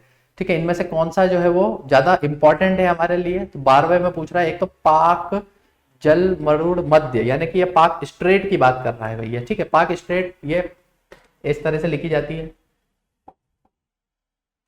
ठीक है, पाक स्ट्रेट जो कि भारत और श्रीलंका के बीच में है उसकी बात कर रहा है। मलक्का की बात कर रहा है। दूसरा स्वेज कैनाल की बात कर रहा है। और आखिरी में पनामा नहर की बात कर रहा है। तो 12वें में आप सभी को मालूम है स्विस कैनाल जो है, वहीं से भारत जो है वो सबसे ज्यादा जो है वो मतलब जितने भी, अब पहले क्या होता था जब तक स्वेज कैनाल नहीं थी इजिप्ट की जो आपको देखने को मिलता है, तो पूरा अफ्रीका जो है वो घूम करके जो है एशिया तक आना पड़ता था यूरोपियन देशों को। तो ये जो है स्वेज कैनाल इन चारों में सबसे ज्यादा इंपॉर्टेंट है भैया इकोनॉमिक और स्ट्रेटेजी के लिए। 12 का सी हो जाएगा। 13वां प्रश्न, निम्नलिखित में से कौन सा नवबलित पर्वत नहीं है, यानी कि न्यूली फोल्डेड माउंटेन इसमें से कौन सा नहीं है? फोल्ड माउंटेन आपको मालूम होगा जो टेक्टोनिक प्लेट्स हैं, ठीक है, उनके मूवमेंट के कारण जो है वो क्या होता है, जब प्लेट एक के ऊपर एक फोल्ड हो जाती है, चढ़ जाती है, ठीक है, 2 कॉन्टिनेंटल प्लेट्स की हम बात कर रहे हैं, तो जो डेवलप होता है वो फोल्ड माउंटेन होता है भैया। तो न्यूली फोल्ड माउंटेन इनमें से कौन सा नहीं है? 13 का अगर हम देखें तो सियारा नेवादा की ये बात कर रहा है, ये बिल्कुल नहीं है, है ना, रॉकी है, हिमालय है और आल्प्स है। ठीक है, तो सियारा नेवादा की अगर अपन बात करें जो कि आपको कहाँ देखने को मिलेंगे, कैलिफोर्निया के अंदर देखने को मिलेंगे। कहां पर? कैलिफोर्निया, यूएसए के अंदर देखने को मिलते हैं। और ये क्या है, ये ब्लॉक माउंटेन है। ठीक है, ब्लॉक माउंटेन यानी कि जो फोल्ड के उल्टे होते हैं भैया उसी को ब्लॉक माउंटेन कहा जाता है। ठीक है, ये जैसे फोल्ड के अंदर 2 प्लेट आपस में टकरा करके ऐसा है ना गगनचुंबी बना रही है, ब्लॉक माउंटेन में क्या होता है कि 2 प्लेट होती है वो आपस में सरक जाती पीछे पीछे, तो बीच में जो गड्ढा बन जाता है, ठीक है, 2 प्लेट अगर सरक गई है तो बीच में जो गड्ढा बन जाता है, यहाँ पर इसी को जो है आप वो है ना ग्रेबन के नाम से जानते हैं, यानी कि एक वैली जो है वो बन जाती है, ठीक है। और ये जो है आप अगर यहाँ खड़े रहेंगे तो आपको ये दिखेगा कि मैं आसपास पहाड़ों से घिरा हुआ हूँ, ठीक है। तो इसीलिए इनको नॉट ट्रू माउंटेन यानी कि झूठे पर्वत की तरह भी देखा जाता है, जो ब्लॉक माउंटेन होते हैं। तो सियारा नेवादा उसी में से एक है भैया, ब्लॉक माउंटेन है ना। रॉकी की बात करें, हिमालय की बात करें, आल्प्स की बात करें, तो ये सभी प्लेट मूवमेंट के कारण ही डेवलप हुए हैं। आगे 16वां, संयुक्त राष्ट्र ने वर्ष 2023 को क्या घोषित किया है? तो वर्ष 2023 को मिलेट, अंतरराष्ट्रीय मिलेट ईयर, यानी कि आपका जो है वो बाजरा का अंतरराष्ट्रीय वर्ष आप बोल सकते हैं, ठीक है। यानी इंटरनेशनल ईयर ऑफ मिलेट की बात कर रहे हैं। जो आपका मोटा अनाज है, बाजरा नहीं कहा जाना चाहिए, मोटे अनाज का अंतरराष्ट्रीय वर्ष की तरह जो है वो इसको लिया गया है। 16 का ए जो है वो आपका सही उत्तर हो जाएगा, ठीक है। 16 का ए जो है वो सही उत्तर हो जाएगा। और यहाँ पर एक जानने वाली बात यह है कि ये जो मिलेट्स का ईयर है वो भारत ने ही प्रपोज किया था कहीं ना कहीं, कि हम मोटे अनाज को अगर इसके प्रोडक्शन को अगर हम फोकस करते हैं तो जितनी भी दुनिया से जो भी भूखमरी है, ठीक है, उसको मिटाया जा सकता है। यानी कि कोई भी भूखा तो नहीं सोएगा, मोटे अनाज में इतनी ताकत होती है भैया, तो भारत ने ही किया है ना। इसी प्रकार से कभी अगर पूछ ले, अब खाने की बात चल रही कि भैया राइस से संबंधित कोई सा ईयर रहा है क्या, तो राइस से संबंधित आपको 2004 में जो है वो देखने को मिलेगा, ठीक है। गेहूं का कोई ईयर नहीं रहा है, तिलहन का भी कोई नहीं रहा है, राइस का इसमें से रहा है, ठीक है। 16 का ए जो है वो सही उत्तर रहेगा। आगे चलें 45, कैटलिन नोवाक किस देश की पहली महिला राष्ट्रपति बनी है? तो ये भैया उस टाइम का करंट अफेयर्स का ही है, ठीक है। कैटलिन नोवाक जो है वो हंगरी देश की पहली महिला जो है वो राष्ट्रपति देखने को मिलेगी। 45 का भी तो करंट अफेयर से संबंधित है, ये भी आपको याद रखना है, ठीक है। अगर कहीं पे कुछ पहला हो रहा है, बड़ा हो रहा है, तो वो सब आपको याद रखना है। एक आपके लिए जरूरी सूचना है कि यदि आप एमपी की कोई भी एग्जाम टारगेट कर रहे हैं, केंद्र लेवल की टारगेट कर रहे हैं, बहुत सारी एग्जाम अगर है ना, रेलवे है, एसएससी है, तो आप क्या कर सकते हैं, परीक्षा प्रो की मेंबरशिप ले सकते हैं। परीक्षा प्रो के अंदर क्या रहेगा, तो ये एक ईयरली मेंबरशिप है भैया परीक्षा प्रो, जहां पर आप 500 रुपए साल के हिसाब से क्या कर सकते हैं, 500 रुपए साल के हिसाब से आप यहाँ पर जितने भी मॉक टेस्ट परीक्षा ऐप के ऊपर अवेलेबल है वो सब लगा सकते हैं। लेकिन आपको ये भी फीस जो है वो पे करने की आवश्यकता नहीं है। आप अगर कोड यूज करेंगे BIA40, ठीक है, जो कि मेरा यानी शिवम भैया का कोड है, तो आपका क्या होगा, 40% का सीधा डिस्काउंट, यानी आपको 300 रुपए में पूरे एक साल के लिए आप जितने मॉक टेस्ट लगाना चाहते हैं परीक्षा ऐप पर वो सब लगा सकते हैं, नए हो पुराने हो, ठीक है। आपको अलग से अब बार बार टेस्ट सीरीज खरीदने की आवश्यकता नहीं पड़ेगी। यदि आप CPCT वगैरह की भी तैयारी कर रहे हैं तो typing.pariksha.com, इस पर आप टाइपिंग प्रैक्टिस भी कर सकते हैं बिल्कुल फ्री में, अगर आपके पास प्रो की मेंबरशिप है तो। और उसके लिए लैपटॉप भी लगेगा भैया, ठीक है, मोबाइल में नहीं होगी वो टाइपिंग की प्रैक्टिस। आगे चलते हैं, अगला सवाल 46 की अगर हम बात करते हैं, ये भी अभी वर्ल्ड ही चल रहा है। In which belt is the volcanic eruption maximum, ठीक है, यानी कि इनमें से कहां पर आपको जो ज्वालामुखी से संबंधित जो ज्वालामुखी उद्गार है वो सर्वाधिक देखने को मिलता है? तो मध्य महाद्वीप के अंदर, परिप्रशांत महासागर के अंदर, मध्य अटलांटिक के अंदर, और अंतराप्लेट ज्वालामुखी, ठीक है, अंतराप्लेट नहीं है, परिप्रशांत, यानी कि हम बात कर रहे हैं किसकी, पैसिफिक रिंग ऑफ फायर की, पैसिफिक रिंग ऑफ फायर। आपने पढ़ा होगा कि जब भी आपका जो ज्वालामुखी है, जो अर्थक्वेक है, ठीक है, इस प्रकार की जो घटनाएं होती है, सुनामी है, ये क्यों होती है, क्योंकि जो अर्थ के नीचे जो प्लेट्स हैं, ठीक है, उनका मूवमेंट जो है वो लगातार होता रहता है। और अगर हम देखें प्रशांत सागर के अंदर क्या है, जिसको पैसिफिक रिंग ऑफ फायर कहा जाता है, वहां पर आपको बहुत सारी छोटी छोटी प्लेट्स ऐसी देखने को मिलेगी। फॉर एग्जांपल जहां पर जापान स्थित है, ठीक है, बहुत सारी प्लेट ऐसी है कि कोई कहीं भाग रही है, कोई कहीं भाग रही है, तो उस कारण से वहां पर अर्थक्वेक भी सबसे ज्यादा आते हैं, वहां पर ज्वालामुखी भी जो है वो भी सबसे ज्यादा आते हैं। तो ये आपको याद रखना 46 का बी, यानी पैसिफिक रिंग ऑफ फायर के कारण जो है वो है ना, मैक्सिमम वॉल्केनिक एरप्शन भी वहीं होते हैं, मैक्सिमम अर्थक्वेक भी वहीं पर आते हैं। संयुक्त राज्य अमेरिका में मार्केट रेंज किस खनिज के लिए प्रसिद्ध है? तो भैया संयुक्त राज्य अमेरिका के अंदर एक मार्केट रेंज है ना, इस प्रकार से आप स्पेलिंग देख सकते हैं, ये आपको देखने को मिलेगी। तो ये किसके लिए प्रसिद्ध है भैया? ये लोहे के भंडार के लिए फेमस है। ये लोहे के भंडार के लिए फेमस है। जो आपने सुना होगा, जो मीठे पानी की बड़ी बड़ी लेक्स है, सुपीरियर लेक है ना, आपकी ह्यूरॉन लेक है, ठीक है, तो वहां पर आपको जो US कनाडा की बॉर्डर है, वहां पर आपको क्या देखने को मिलेंगे, लोहे के भंडार देखने को मिलेंगे। तो ये आपको याद रखना 47 का डी सही उत्तर हो जाएगा। आगे चलते हैं, निम्नलिखित में से घनी आबादी वाले क्षेत्र कौन से हैं जहां पर सीधे तौर पर कृषि पर निर्भर नहीं है? तो भैया घनी आबादी वाले क्षेत्र जो होते हैं जनरली वो घनी आबादी वाले बनते क्यों हैं? क्योंकि वहां पर नदी होती है, नदी के आसपास जमीन उपजाऊ होती है, और वहां पर लोग क्या करते हैं, आकर बसना चालू कर देते हैं, यानी कि कृषि जो है वो मुख्य वहां पे आपको देखने को मिलेगा, उनका व्यवसाय और कृषि पर ही निर्भर होते हैं, इसलिए घनी आबादी जो है वहां पर बसती चली जाती है। तो यदि हम इसको डिस्कस करें तो हमसे पूछा है कौन सा घनी आबादी वाला नहीं है जो कि कृषि पर आधारित नहीं है। ठीक है, घनी आबादी वाला क्षेत्र है जो कि कृषि पर आधारित नहीं है। अब नील नदी की अगर निचली घाटी है तो नदी है तो आसपास कृषि होगी होगी। ठीक है, तो ये भी हमारा उत्तर नहीं है। चीन के पूर्वी मैदान, आपने देखा होगा जो चीन है वहां पर जो पूर्वी हिस्सा है यानी कि ईस्टर्न पार्ट जो है वहीं पर सबसे ज्यादा आबादी रहती है। क्यों? क्योंकि बहुत सारी नदियां हैं और नदियों के कारण जो है वो क्या है, फर्टाइल लैंड वहां पर आपको देखने को मिलेंगे। तो वहां पर जो पूर्वी मैदान है वहां पर भी आपको बहुत सारे क्या देखने को मिलेंगे, है ना, कृषि व्यवसाय ही देखने को मिलेंगे। जो पश्चिमी भाग है वो थोड़ा व्हाइट डेजर्ट टाइप का है, जैसा हमारा हिमालय का रेंज है, वही चाइना का भी जो है वो पश्चिमी भाग है, वेस्टर्न पार्ट है, इसलिए वहां पर भी ज्यादा कृषि नहीं होती और वो कम आबादी वाला भी क्षेत्र है। जावा की बात करते हैं तो जावा यानी कि इंडोनेशिया के आइलैंड जहां से हम पाम ऑयल जो है वो इंपोर्ट करते हैं, यानी कि पाम ऑयल की वहां पर खेती होती है भैया। उत्तर पूर्वी संयुक्त राज्य अमेरिका जो है वो घनी आबादी वाला क्षेत्र है लेकिन कृषि नहीं करता है। ये कौन सा इलाका है? आप अगर अमेरिका का मैप देखेंगे तो उत्तर पूर्वी यानी कि नॉर्थ ईस्टर्न, ये वो जगह है जहां पर आपको बड़े बड़े कैपिटल्स यूएस की देखने को मिलेगी, न्यूयॉर्क देखने को मिलेगा। ठीक है, तो इस प्रकार के शहर आपको बड़े बड़े देखने को मिलेंगे जहां पर खेती किसानी तो नहीं होती है। ठीक है, लेकिन व्यवसाय जो है, सर्विस सेक्टर बहुत ज्यादा फला फूला है। 88 की बात करते हैं, यूनिसेफ का मुख्यालय कहां पर स्थित है? अब यूनिसेफ जो है, जो कि यूनाइटेड नेशन का चिल्ड्रन इमरजेंसी फंड है या चिल्ड्रंस फंड के नाम से जाना जाता है, ये न्यूयॉर्क के अंदर आपको मुख्यालय देखने को मिलेगा। और कई बार इसकी डेट भी पूछ ली जाती है, स्थापना 1946 के अंदर हुई है। और ये किस तरह के काम करता है कि बच्चों से रिलेटेड अगर कोई कैंपेन चलाए जा रहे हैं या कोई डेवलपमेंट प्रोग्राम चल रहा है, ठीक है, जो कि विकासशील देश है या फिर जो लीस्ट डेवलप कंट्रीज है वहां पर, तो वहां पर ये पैसा भी लगाते हैं, आदमी भी लगाते हैं। ठीक है, इस प्रकार की सहायता जो है वो इनके द्वारा की जाती है। जैसे भारत में अगर पोलियो अभियान की हम बात करें तो उसमें यूनिसेफ ने भी बड़ा एक रोल निभाया था। इनके एम्बेसडर, जो गुडविल एम्बेसडर होते हैं, वो प्रमोशन का काम करते हैं। ठीक है, तो इस प्रकार से आपको यूनिसेफ के बारे में पता होना चाहिए क्या है, और अन्य संस्थाओं के बारे में भी पता होना चाहिए। हमने स्टार्टिंग में भी डिस्कस किया था। आगे देखते हैं, तो अगला पार्ट है अपना विज्ञान प्रौद्योगिकी यानी कि साइंस एंड टेक्नोलॉजी से संबंधित आपको क्या क्या चीजें जो है वो देखने को मिलेगी, वो प्रश्न हम देख लेते हैं।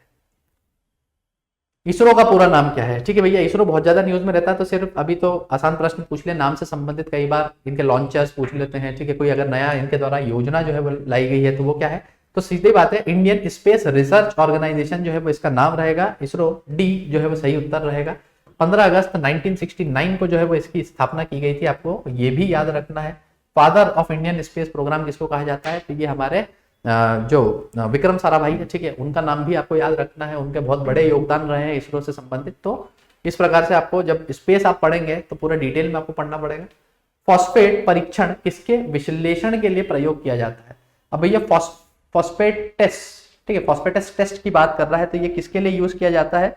तो ये बेसिकली अगर आप देखेंगे तो दूध, चाय, पानी, ठीक है, इस प्रकार के जो अलग अलग है ना, जो अल्कलाइंस होते हैं, उन्हीं के आप जो है वो डिटेक्शन के अंदर जो है फॉस्फेटस टेस्ट जो है वो यूज कर सकते हैं। 10वें का डी। ठीक है, ये थोड़ा टफ सवाल मैं मानता हूं क्योंकि जनरली आपको पढ़ने को नहीं मिलता इसके बारे में, लेकिन उस साल जो है वो पूछ लिया गया ये 2021 के अंदर।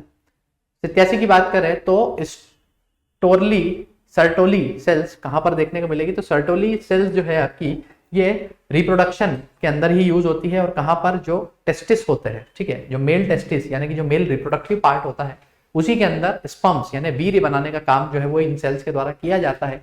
87 का डी, जो कि आप बायोलॉजी में पढ़ते हैं भैया। 89 हाइड्रोक्लोरिक अम्ल किस अंग में स्रावित होता है? HCl की बात कर रहे हैं, कहां पर सिक्रीट होता है भैया? तो ये आपको देखने को मिलेगा कहां पर? अपना आमाशय, अग्नाशय, ठीक है, आंत है, यकृत है, आमाशय है, अग्नाशय है। 89 की बात करें तो स्टमक के अंदर जो है वो आपको देखने को मिलता है ना, और स्टमक के भी अंदर आप देखेंगे तो आमाशय, ठीक है, जो है वो देखने को मिलते हैं आपको। और यहाँ पर अगर हम देखें तो स्टमक के अंदर आपका HCl भी निकलता है और आपका म्यूकस जो है वो भी निकलता है। ठीक है, तो इन दोनों के द्वारा और क्या है आपका पेप्टाइड्स जो है वो पेप्सिन भी निकलता है, जो कि प्रोटीन बेसिकली डाइजेस्ट करने के काम आता है। ठीक है, तो ये भी जब आप पढ़ेंगे, कहाँ पे पढ़ते हैं आप? जो लाइफ प्रोसेस करके चैप्टर है बायो में, उसी में आता है। लीवर जो है वो किसके द्वारा? बाइल जूस के लिए जो है वो जाना जाता है। आंतों के अंदर जो है वो एक आपका इंटेस्टाइनल जूस जो है वो देखने को मिलता है। ठीक है, जहां पर आपका लाइपेज, ट्रिप्सिन, इस प्रकार के भी अलग अलग जो है वो जो एसिड है, ठीक है, वो सिक्रीट होते हैं, अलग अलग एंजाइम जो है वो सिक्रीट होते हैं। ये आपको याद रखना है 89 का सी। 90 की बात करें, स्कर्वी रोग इस विटामिन के न्यूनता कमी से होता है। ठीक है, स्कर्वी किसकी कमी से होता है भैया? तो स्कर्वी जो होता है वो आपको देखने को मिलेगा किसकी कमी से, विटामिन ए है, B12 है, डी है, सी है। तो 90 में आपको याद रखना है कि ये आपको किसकी कमी से देखने को मिलेगा, विटामिन सी की कमी से। विटामिन सी की कमी से ही स्कर्वी रोग आपको देखने को मिलते हैं। विटामिन सी यानी कि जो खट्टे पदार्थों में, सी से सौर आपने याद रखा होगा शायद, तो खट्टे पदार्थों में आपको देखने को मिलता है, वहीं पे आपको स्कर्वी डिजीज, जिसके अंदर क्या होता है कि भैया ऐसे पैर जो है वो थोड़े डिफॉर्म हो जाते हैं, ठीक है, ये आपको देखने को मिलता है 90 का डी, विटामिन सी की कमी के कारण, ठीक है। अब ए की कमी के कारण क्या क्या देखने को मिलता है, तो जो आपने पढ़ा होगा नाइट ब्लाइंडनेस है, कलर ब्लाइंडनेस है, ठीक है, इस प्रकार के जो आंखों से संबंधित जो है वो आपको विटामिन ए की कमी में देखने को मिलते हैं। B12 की अगर बात करें तो एनीमिया और जॉन्डिस जो है वो B12 के अंदर आते हैं। विटामिन डी में अंदर आपको है ना रिकेट्स और ऑस्टियोमलेशिया नामक बीमारी जो है वो देखने को मिलती है, बेसिकली है ना कैल्शियम से संबंधित होती है ये दोनों ही बीमारियां, तो ये आपको देखने को मिलेगा। और विटामिन सी जो है उसी के कारण स्कर्वी जो है वो होता है आपका। 90 का डी। 15 ट्रक फार्मिंग किससे संबंधित है, भैया ट्रक फार्मिंग का कंसेप्ट जो है वो बड़े बड़े विकसित देशों में आपको देखने को मिलेगा, डेवलप्ड कंट्रीज के अंदर, जहां पर यूएसए जैसे जो देश है, ठीक है, उन्होंने ये कंसेप्ट लेके आए थे कि ट्रक फार्मिंग यानी कि ऐसी फसल उगाओ, ठीक है, जो एक दिन के अंदर ही जो है आप क्या कर सकते हैं, अपने आसपास मार्केट तक जो है पहुंचा सके, जिससे कि फसल आपकी खराब ना हो। अब फसल अगर खराब ना हो, उसी से संबंधित अगर ट्रक फार्मिंग, तो 15 के अंदर आपको क्या देखने को मिलेगा भैया, ओवरनाइटली वेजिटेबल्स को जो है वो आपको पहुंचाना है कहां पर, मार्केट तक, ठीक है। तो साग सब्जियां जो है यहाँ पर यानी वेजिटेबल जो है वो उगाई जाती है, ठीक है। दूध जो है वो भी आप ओवरनाइटली, उसमें इतनी आवश्यकता नहीं, फार्मिंग की बात हो रही है क्योंकि, ठीक है। अनाज जो है वो आप स्टोर कर सकते हैं लंबे समय के लिए, तो उसमें भी ऐसी कोई हार्ड एंड फास्ट वो नहीं होता है कि आपको इसको मार्केट तक पहुंचाना ही पहुंचाना है, ठीक है। मुर्गी पालन में भी ऐसी कोई समस्या नहीं। तो ट्रक फार्मिंग बेसिकली इंट्रोड्यूस इसीलिए किया गया था कि बड़े बड़े ट्रक्स में भरेंगे और फटाफट एक ही रात के अंदर मार्केट तक पहुंचा देंगे, जिससे कि कम से कम वेस्टेज हो। आगे देखते हैं इकोनॉमिक्स से संबंधित अगर कोई प्रश्न आए हैं तो उनको भी चर्चा कर लेते हैं।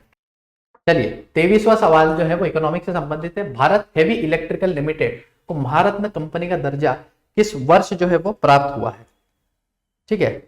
भारत हेवी इलेक्ट्रिकल को किस वर्ष जो है वो प्राप्त हुआ है भैया, तो 2013 के अंदर जो है वो भेल और गेल दो कंपनियां ऐसी थी जिनको क्या आपका महारत्न कंपनी का दर्जा, जो कि प्योरली आपका जो है वो बिजनेस कितना है, प्रॉफिट कितना है, टर्नओवर कितना है, ठीक है, उनके ऊपर महारत्न आपका है ना नवरत्न और मिनी रत्न करके 3 कैटेगरीज में बांटा जाता है। तो 2013 के अंदर भेल और गेल दो कंपनियां थी भारत की जिनको जो है वो क्या आपका महारत्न स्टेटस जो है वो दिया गया था।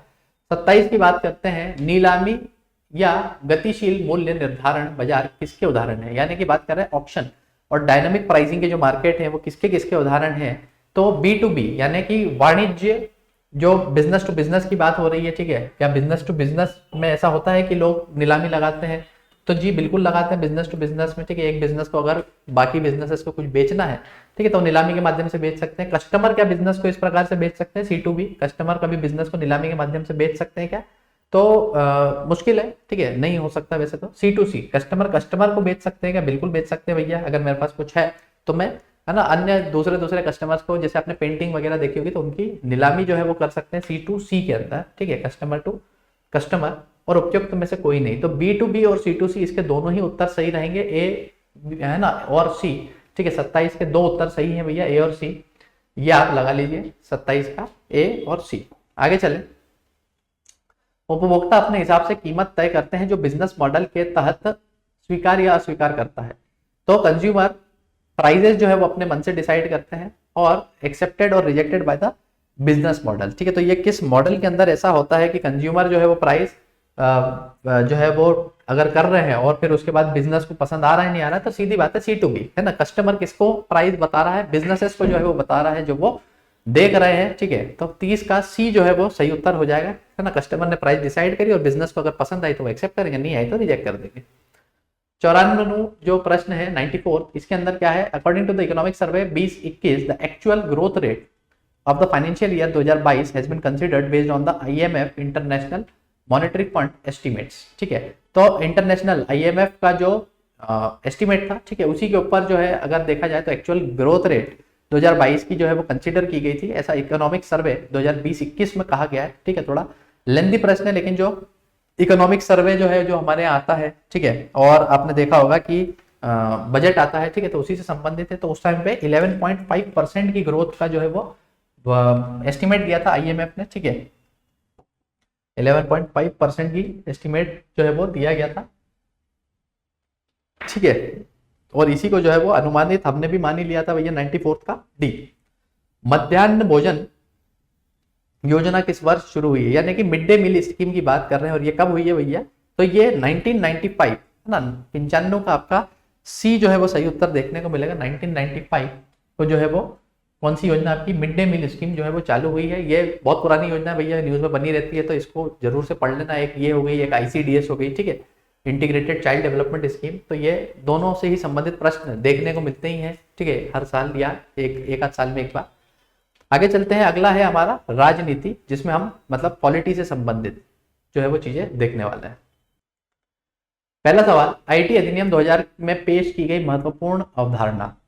तो आईटी एक्ट जो 2000 के अंदर आया था, उसके अंदर महत्वपूर्ण अवधारणा की बात कर रहे हैं, यानी कि कौन सा इंपॉर्टेंट कॉन्सेप्ट जो है वो दिया था। इलेक्ट्रॉनिक रिकॉर्ड का कंसेप्ट दिया था, बिल्कुल सही है। डिजिटल हस्ताक्षर का दिया था, यानी कि उपरोक्त सभी प्रमाणन प्राधिकरण का भी एक कंसेप्ट दिया गया था। तो सभी जो है वो सही हो जाएंगे। 26 का डी, आईटी एक्ट 2000 की बात कर रहे हैं हम, ठीक है। आगे चलते हैं, 36 भारत सरकार अधिनियम 1935 के तहत प्रस्तावित संघीय व्यवस्था थी, ठीक है। तो संघीय व्यवस्था किस प्रकार की संघीय व्यवस्था थी कि एक्ट के अंदर क्या लिखा हुआ है स्टार्टिंग लाइन के अंदर, तो यहां पर आप देखेंगे तो अखिल भारतीय संघ की जो है वो बात की जाती है इसके अंदर, ठीक है। ऑल इंडिया फेडरेशन, जो कि government of India act of 1935 के अंदर देखने को मिलता है। यहीं पर आप देखेंगे 3 अलग अलग सूची जो है वो आपको देखने को मिलती है, जहां पर आपको है ना फेडरल यानी कि संघ सूची देखने को मिलेगी, राज्य सूची जो है वो देखने को मिलती है, और आपको एक संवर्ती सूची, 3 अलग अलग सूचियां यहाँ पर भी देखने को मिली थी आपको। 36 का ए जो है वो सही उत्तर हो जाएगा आपका, ठीक है। आगे बढ़ने के पहले भैया परीक्षा प्रो के बारे में मैं फिर से बताना चाहता हूँ कि जो लोग तैयारी कर रहे हैं, ठीक है, एमपी की एग्जाम हो, ऑल इंडिया लेवल की एग्जाम हो, जहां पर मध्य प्रदेश में आप किसी भी एग्जाम को टारगेट कर रहे हैं, पटवारी हो, पीएससी हो, फॉरेस्ट गार्ड हो, है ना, और केंद्र लेवल पे भी एसएससी है, रेलवे है, आपकी डिफेंस है, तो यहाँ पर परीक्षा ऐप पर आपकी सारी ही टेस्ट सीरीज अवेलेबल है। आपको अलग अलग परचेज ना करना पड़े, उसके लिए परीक्षा प्रो मेंबरशिप आई है।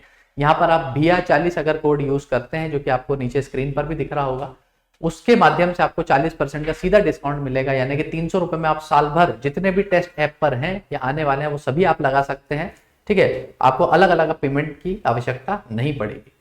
37वां प्रश्न अगर हम देखें क्या है, भारत का संविधान सभा की किस बैठक में जवाहरलाल नेहरू ने उद्देश्य प्रस्ताव ऑब्जेक्टिव रेजोल्यूशन की हम बात कर रहे हैं, ठीक है, ये कब प्रपोज किया था, कौन सी सभा में। तो अब भैया 9 दिसंबर के दिन जो है ना, जनरली यही याद रखते हैं कि 9 दिसंबर 1946 को क्या होता है, आपकी पहली जो है वो मीटिंग आपको देखने को मिलती है संविधान सभा की, ठीक है। उसके बाद क्या होता है, 13 दिसंबर को है ना, नेहरू जी के द्वारा क्या होता है, ऑब्जेक्टिव रिजोल्यूशन जो है वो रखा जाता है। तो इसी हिसाब से अगर आप गिन ले, है ना, जनरली आप मीटिंग का नंबर कोई याद नहीं रखता है, डेट्स याद रखता है, तो यहीं से अगर आप गिन लेंगे तो 9 हो गया, 10 हो गया, 11 हो गया, 12 हो गया, 13 हो गया, ठीक है। तो 5वीं बैठक जो है उसी के अंदर इन्होंने क्या रखा था, ऑब्जेक्टिव रिजोल्यूशन जो है वो रख दिया था, ठीक है। 37 का डी जो है वो आपको सही उत्तर लगाना है भैया, ठीक है। 38 भारत के संविधान के अनुच्छेद 108 के अंतर्गत संसद के दोनों सदनों की संयुक्त बैठक बुलाने के लिए निम्नलिखित में से किसकी आवश्यकता है, ठीक है। अगर दोनों ही, है ना, अनुच्छेद 108 आर्टिकल 108 क्या बोलता है भैया कि अगर हमको दोनों सदनों को अगर मिलने के लिए बुलाना है, ठीक है, एक कॉमन प्रस्ताव के ऊपर या जो भी अगर चल रहा है मुद्दा, ठीक है, उसके ऊपर दोनों को ही अगर बिठाना है, दोनों सदनों को, यानी लोकसभा और राज्यसभा की हम बात कर रहे हैं, तो उसके लिए क्या रहेगा भैया, तो राष्ट्रपति का आशय, यानी कि जो समन राष्ट्रपति के द्वारा किया जाता है, ठीक है, तो वही जो है वो राष्ट्रपति के ही द्वारा जो है वो दोनों सदनों को एक साथ मिलने के लिए बाध्यकारी किया जा सकता है, ठीक है। तो ये 38 है ना, अनुच्छेद भी आपको याद रखना है 108 के अंदर, जो कि प्रश्न में आ गया था, कई बार उल्टा कर देते हैं कि प्रश्न पूछ लेते हैं और अनुच्छेद पूछ लेते हैं किसके अंदर कहा गया। इंडियन पार्लियामेंट कंसिस्ट ऑफ, ठीक है, इंडिया के जो पार्लियामेंट है उसके अंदर आपको कौन कौन देखने को मिलेगा, राष्ट्रपति देखने को मिलेंगे, राज्यसभा लोकसभा देखने को मिलेंगे, राष्ट्रपति राज्यसभा लोकसभा सभी देखने को मिलेंगे, ठीक है। अपयुक्त में से कोई भी नहीं देखने को मिलेगा। तो भैया हमारे यहाँ कहा ही गया है कि राष्ट्रपति जो रहेंगे वो आपके, है ना, हेड ऑफ द स्टेट की तरह जो है वो काम करेंगे, ठीक है, और राज्यसभा लोकसभा जो है ये लोगों के द्वारा चुने जाएंगे और यही जो है वो सरकार के लिए जो है वो काम करने वाले हैं। तो 39 का सी आपको याद रखना है, पार्लियामेंट के अंदर इन तीनों ही लोगों का जो है वो नाम लिया गया है, जब आप चैप्टर भी पढ़ेंगे अगर लक्ष्मीकांत के अंदर, ठीक है, Indian parliament. Which article of the Indian constitution अबॉलिशेस untouchability. ठीक है, किसके अंदर जो है वो अनटचेबिलिटी यानी कि अस्पृश्यता की हम बात कर रहे हैं उसको समाप्त किया गया है। अनुच्छेद 17 के अंदर जो है वो अस्पृश्यता से संबंधित है। ठीक है, 14 के अंदर इक्वलिटी बिफोर लॉ, ठीक है, उसकी बात होती है। आपका 15 के अंदर जो है वो है ना अपॉर्चुनिटी है ना, कोई भी डिस्क्रिमिनेशन नहीं होगा उसकी बात होती है। 17 के अंदर अस्पृश्यता की बात होती है। 19 के अंदर क्या है आपको है ना 6 फ्रीडम जो है वो देखने को मिलती है। ठीक है, फ्रीडम ऑफ द सिटीजन की बात होती है। यहाँ पर 19 के अंदर जहाँ पर 6 अलग अलग जो है वो आपको फ्रीडम देखने को मिलेगी। फ्रीडम ऑफ स्पीच, एक्सप्रेशन है ना, फिर आपका प्रोफेशन आता है, रेसिडेंस आता है, एसोसिएशन आता है। तो इस प्रकार के 6 अलग अलग फ्रीडम आपको 19 के अंदर देखने को मिलेंगे। फंडामेंटल राइट्स बहुत अच्छे से पढ़ना है, पार्ट्स इनके बहुत अच्छे से पढ़ना है। ठीक है, कम से कम आपका जो ये पूरा बेसिक स्ट्रक्चर जो है, ठीक है, कॉन्स्टिट्यूशन का, वहां तक के चैप्टर्स आपको बहुत अच्छे से पढ़ना है। डायरेक्ट सवाल वहीं से आते हैं, सबसे फेवरेट जो है सवाल भी वहीं से बनते हैं। हु वाज गिवन 52nd के अंदर क्या है, who was given the portfolio of princely state in the national interim government. National interim government के अंदर प्रिंसली स्टेट यानी कि जो आपके रियासतों का विभाग जो है वो किसको दिया गया था, तो भैया ये सरदार वल्लभ भाई पटेल। 52 का बी जो है वो सही हो जाएगा। आपने पढ़ा भी होगा कि सरदार वल्लभ भाई पटेल जो है, ठीक है, इन्होंने ही यूनिफिकेशन ऑफ इंडिया के लिए जो है वो इनको जाना जाता है। 52 का बी, ठीक है, और इसी को पटेल स्कीम कहा गया था कि इन्होंने किस प्रकार से भारत को जो है वो यूनिफाई किया, एक किया है। ठीक है, इन्हीं के साथ वीपी मेनन जो है वो भी संबंधित है। वीपी मेनन ने भी इन्हीं के साथ काम किया है। ठीक है, लेकिन पोर्टफोलियो किसको मिला था, सरदार वल्लभ भाई पटेल को मिला था, प्रिंसली स्टेट्स का। 52 का बी। 56 के अंदर पूछा गया है कि राज्य मानवाधिकार आयोग के अध्यक्ष एवं सदस्यों की नियुक्ति हेतु नाम की सिफारिश करने वाली समिति में कौन शामिल होते हैं। ठीक है, कौन शामिल होते हैं पूछा है। तो इसके अंदर हम देखें विधानसभा के अध्यक्ष होते हैं क्या, तो विधानसभा के अध्यक्ष बिल्कुल होते हैं भैया इसके अंदर, मानवाधिकार के अंदर। राज्यपाल तो अपॉइंट करते हैं। ठीक है, राज्यपाल जो है वो चयन समिति के अंदर नहीं होते हैं 56 के अंदर। ठीक है, चयन समिति के अंदर नहीं होते हैं। विपक्ष के नेता होते हैं क्या, तो बिल्कुल विपक्ष के नेता होते हैं। उच्च न्यायालय के मुख्य न्यायाधीश होते हैं क्या, तो उच्च न्यायालय के मुख्य न्यायाधीश जो है वो बेसिकली अगर जज वगैरह किसी को अपॉइंट करना होता है जो कि करंट जज है, तब इनसे परमिशन लेनी पड़ती, लेकिन ये होते नहीं है। ठीक है, तो अगर हम देखें इसका सही उत्तर ए और सी दोनों ही हो जाएगा। ठीक है, इसके अलावा अगर हम देखें कौन कौन होता है, तो सीएम भी देखने को मिलते हैं आपको और होम मिनिस्टर साहब भी देखने को मिलते हैं, विपक्ष के नेता और विधानसभा के अध्यक्ष के अलावा ये 2 आदमी और होते हैं भैया।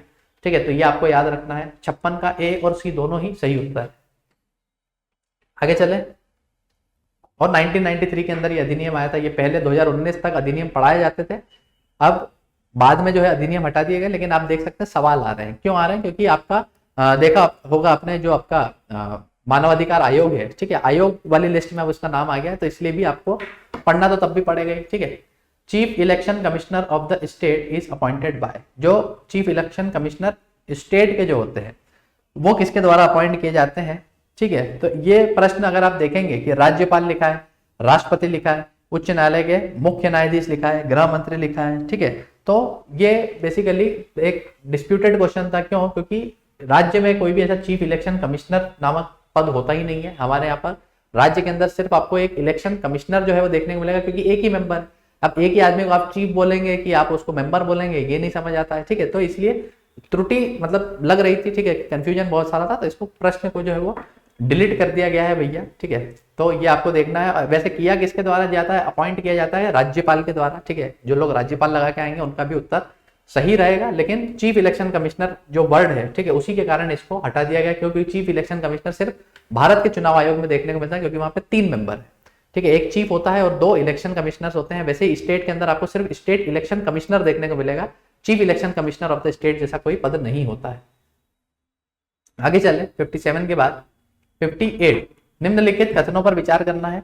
भारत निर्वाचन आयोग के मुख्य निर्वाचन आयुक्त को उच्चतम न्यायालय के न्यायाधीश के वेतन के बराबर वेतन का संदाय किया जाता है। ठीक है, भारत के मुख्य निर्वाचन आयुक्त का कार्यकाल पदभार ग्रहण करने की दिनांक से 6 वर्ष की अवधि या 65 वर्ष की आयु जो भी पहले आता है तक होगा। ठीक है, ये ठीक है, इसको भी देख लेते हैं। कोई निर्वाचन आयुक्त किसी भी समय मुख्य निर्वाचन आयोग को संबंधित स्व हस्ताक्षरित लेख द्वारा अपना पद त्याग कर सकेगा। ठीक है, निर्वाचन आयुक्त मुख्य वाले को जो है वो पद त्याग करने की बात हो रही है। तो कौन सा अच्छा सत्य पूछा है यहाँ पर। ठीक है, 58 के अंदर आप अगर देखेंगे कौन कौन से सत्य है, तो 1 और 2 तो बिल्कुल सत्य है भैया। ठीक है, 1 और 2 जो है वो सत्य है आपके।